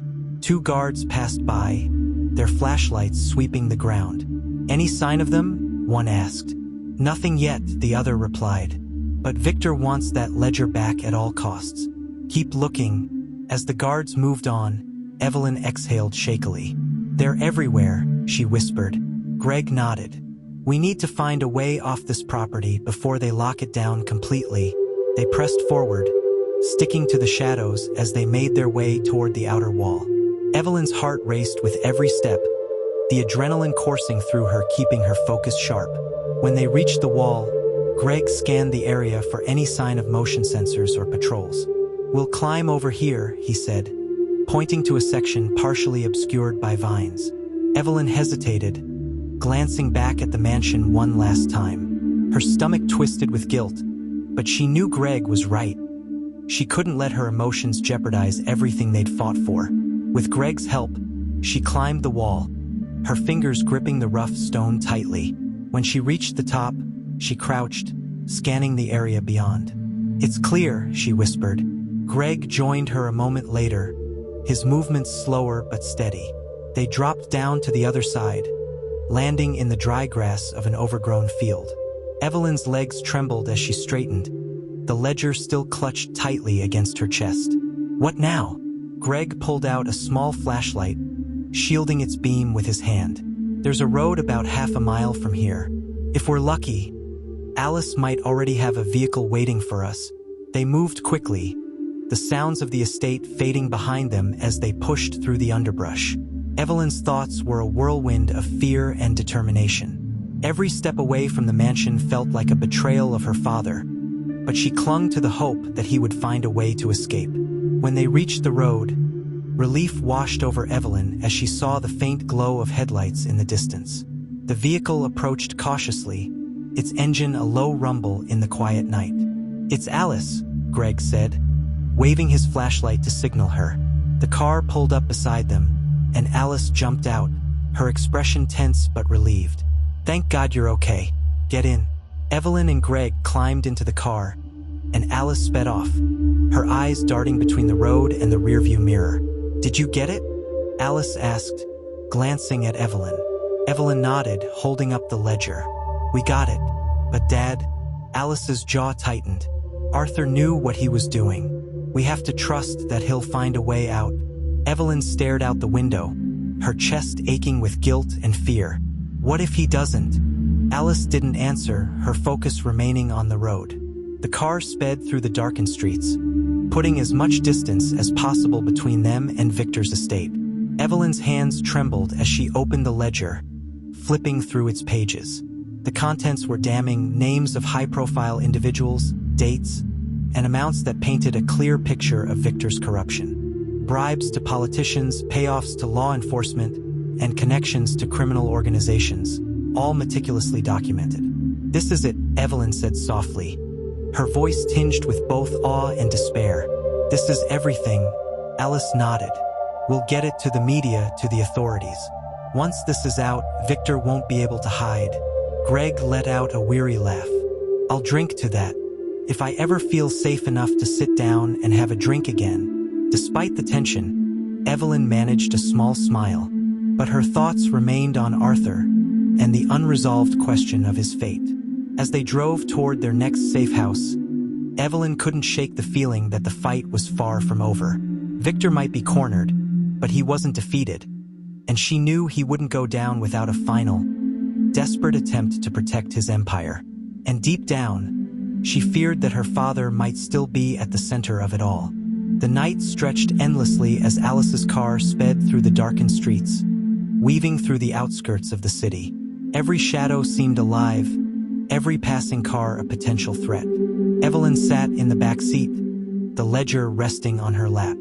Its contents were explosive, enough to shatter Victor's empire, but the cost of obtaining it weighed heavily on her. Arthur was still at the estate, and the possibility that he might not make it out gnawed at her. She clenched her fists, her mind replaying the moment they left him behind. "Where are we going?" Evelyn finally asked, breaking the tense silence. Alice glanced at her in the rearview mirror.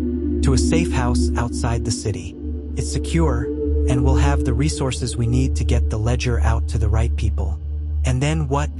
Evelyn pressed. "We expose Victor and he just goes into hiding? Or worse, he strikes back?" Alice's expression hardened. "Victor's not invincible. Once the story goes live, his allies will abandon him. He won't have the power or resources to retaliate." Greg shifted uncomfortably in his seat. "That's a nice thought, but you're underestimating how far Victor will go to protect himself.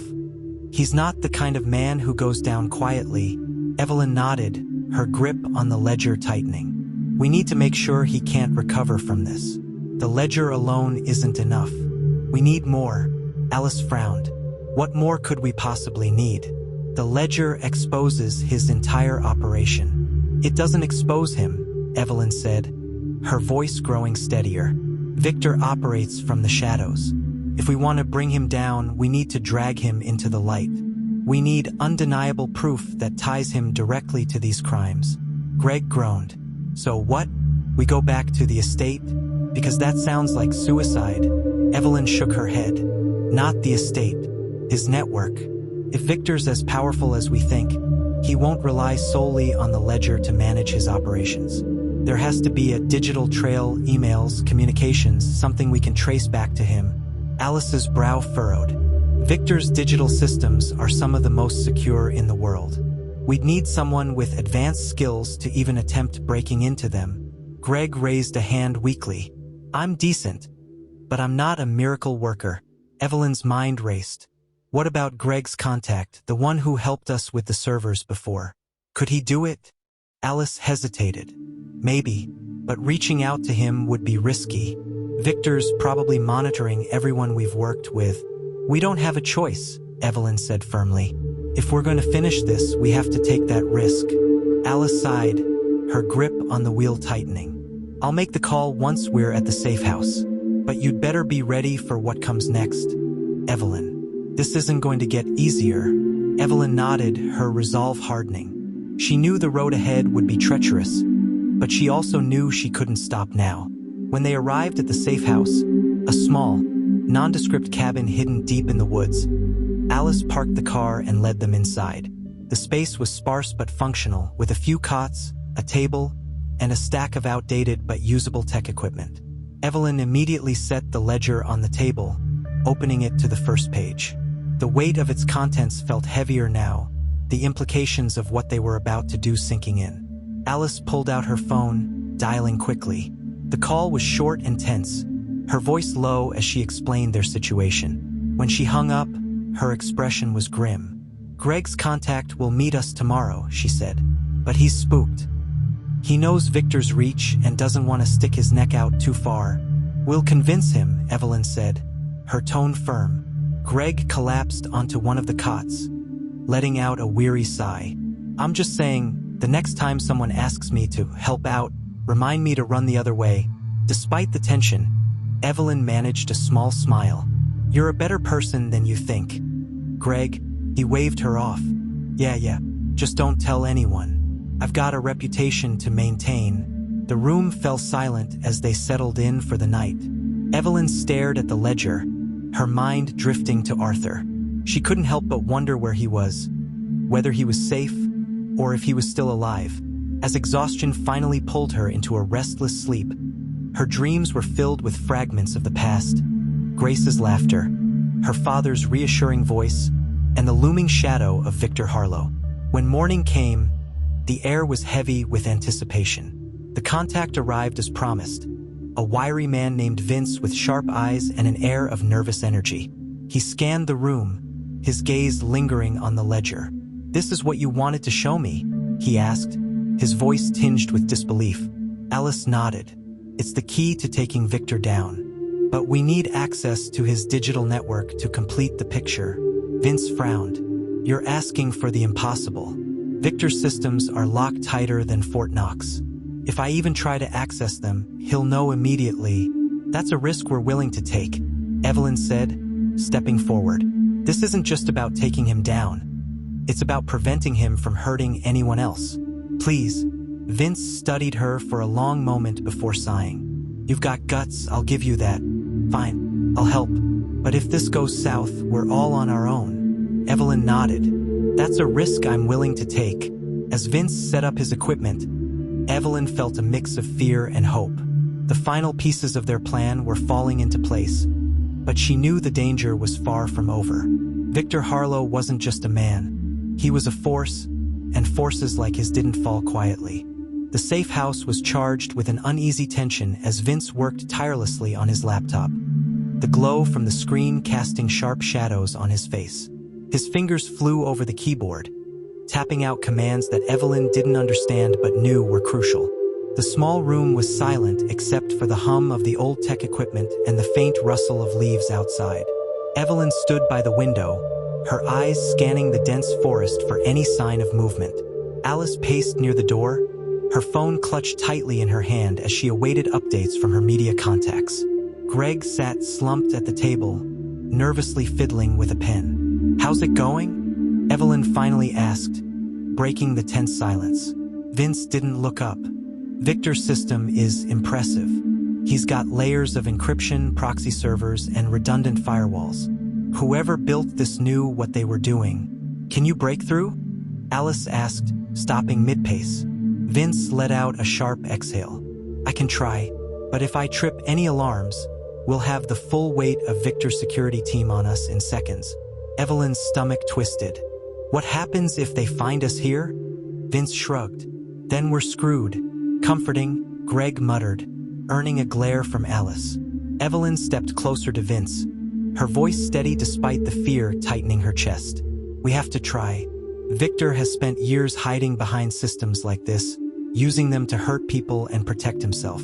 If we don't do this, everything we've been through will be for nothing." Vince glanced at her, his sharp eyes softening slightly. "I'll get us in. Just keep watch and let me work." The minutes dragged on, each one feeling like an eternity. Evelyn alternated between watching Vince's progress and scanning the woods for any sign of danger. Her thoughts drifted to Arthur, her chest tightening with worry. "Dad would know what to say right now," she murmured, more to herself than anyone else. Alice looked up from her phone, her expression softening. "Arthur's a fighter, Evelyn. He wouldn't want you to doubt yourself now." Evelyn nodded, though the ache in her chest remained. Suddenly, Vince let out a low whistle, drawing everyone's attention. "I'm in," he said, his voice a mix of triumph and disbelief.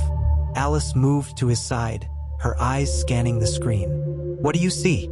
"Everything," Vince replied, scrolling through lines of code and directories.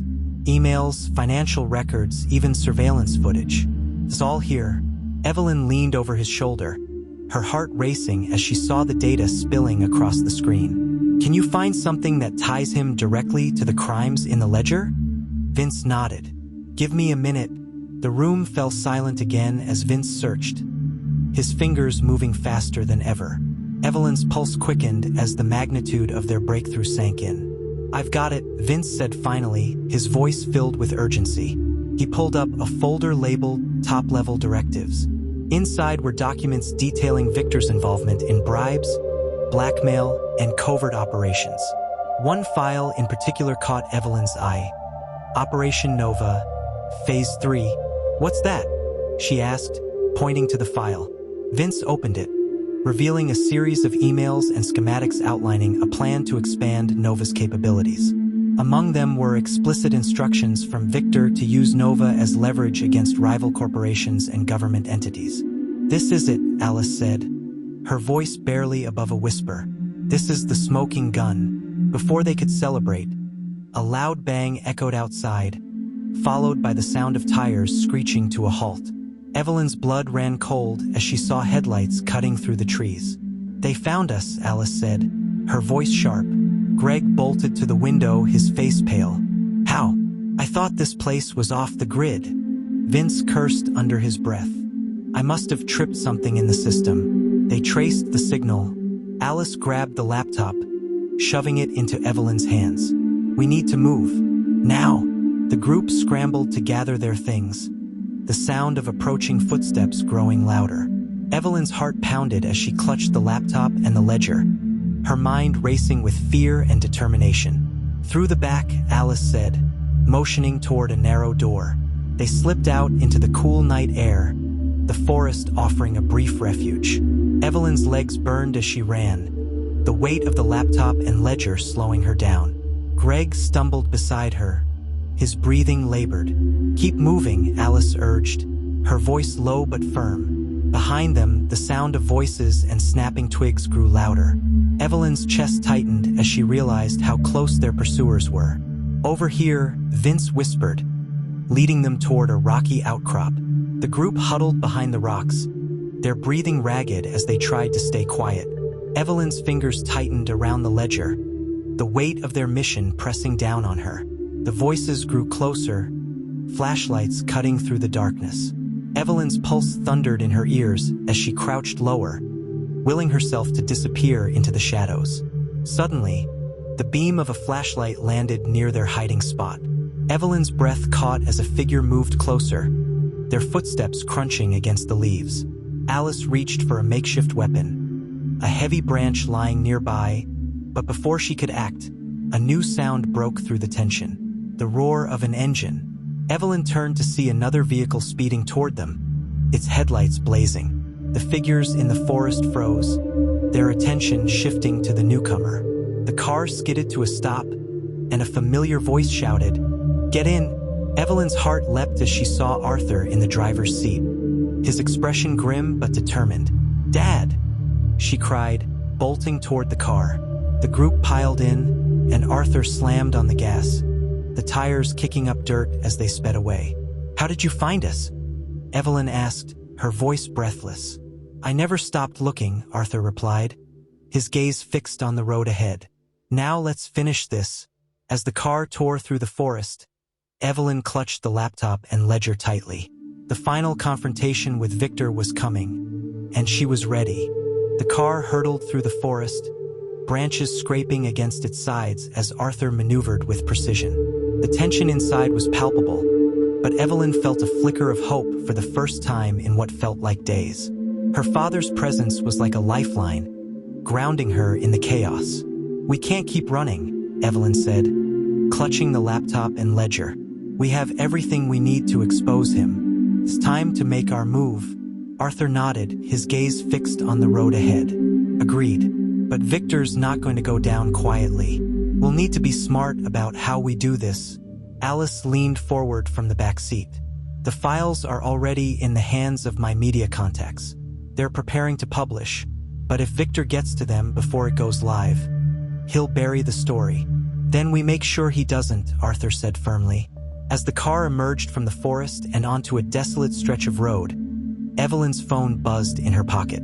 She pulled it out to see an incoming call from Rachel West, Alice's media contact.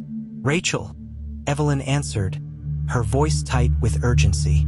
"We've hit a snag," Rachel said, her tone tense. "Victor's legal team is already trying to block the publication. They've threatened lawsuits, and our higher-ups are getting cold feet." Evelyn's chest tightened. "What can we do?" "Get me something indisputable," Rachel replied. "Something so damning that even Victor can't spin it. Without that, this story dies before it ever sees the light of day." Evelyn glanced at her father, who nodded knowingly. "The final piece of the puzzle," Arthur said quietly. Alice leaned forward. Victor's not just going to hand over more evidence. What do we have that he doesn't expect? Arthur's lips pressed into a thin line. Me. Evelyn's heart sank. What do you mean? Arthur's gaze softened as he looked at her. I know how Victor operates. I was part of his inner circle for years. I've seen things, heard things. If we can get him to talk, we'll have what we need. Greg shook his head. And how do you plan to do that? Walk up to him and ask politely? Arthur's jaw tightened. Victor thrives on control. If we take that away, he'll make mistakes. We just need to push the right buttons. Alice frowned. It's risky. If this goes wrong, Arthur cut her off. It won't. Evelyn's stomach churned as she realized what her father was proposing. You're going to confront him, aren't you? Arthur nodded. I'll draw him out. If he thinks he has a chance to eliminate me, he'll come running. And when he does, we'll record everything. No, Evelyn said, her voice trembling. It's too dangerous. We can't lose you, not now.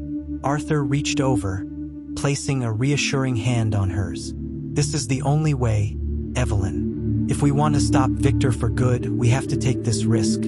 Alice sighed, pulling out her phone. I can set up a live feed. If Victor says anything incriminating, the whole world will see it in real time. He won't be able to deny it. Evelyn nodded reluctantly, her heart heavy with fear and determination. Let's do it. The confrontation took place in an abandoned factory on the outskirts of the city, chosen for its isolation. Arthur stood in the center of the cavernous space, his posture calm but his eyes sharp. Hidden cameras placed by Alice streamed the scene live, broadcasting to Rachel's newsroom and beyond. Victor arrived with his usual entourage, his expression unreadable as he stepped into the room. His guards spread out, their weapons visible but not raised. Well, Arthur, Victor said, his voice dripping with mockery. I didn't expect such a dramatic reunion. Arthur's gaze didn't waver. It's over, Victor. We have the ledger, the files, and the truth.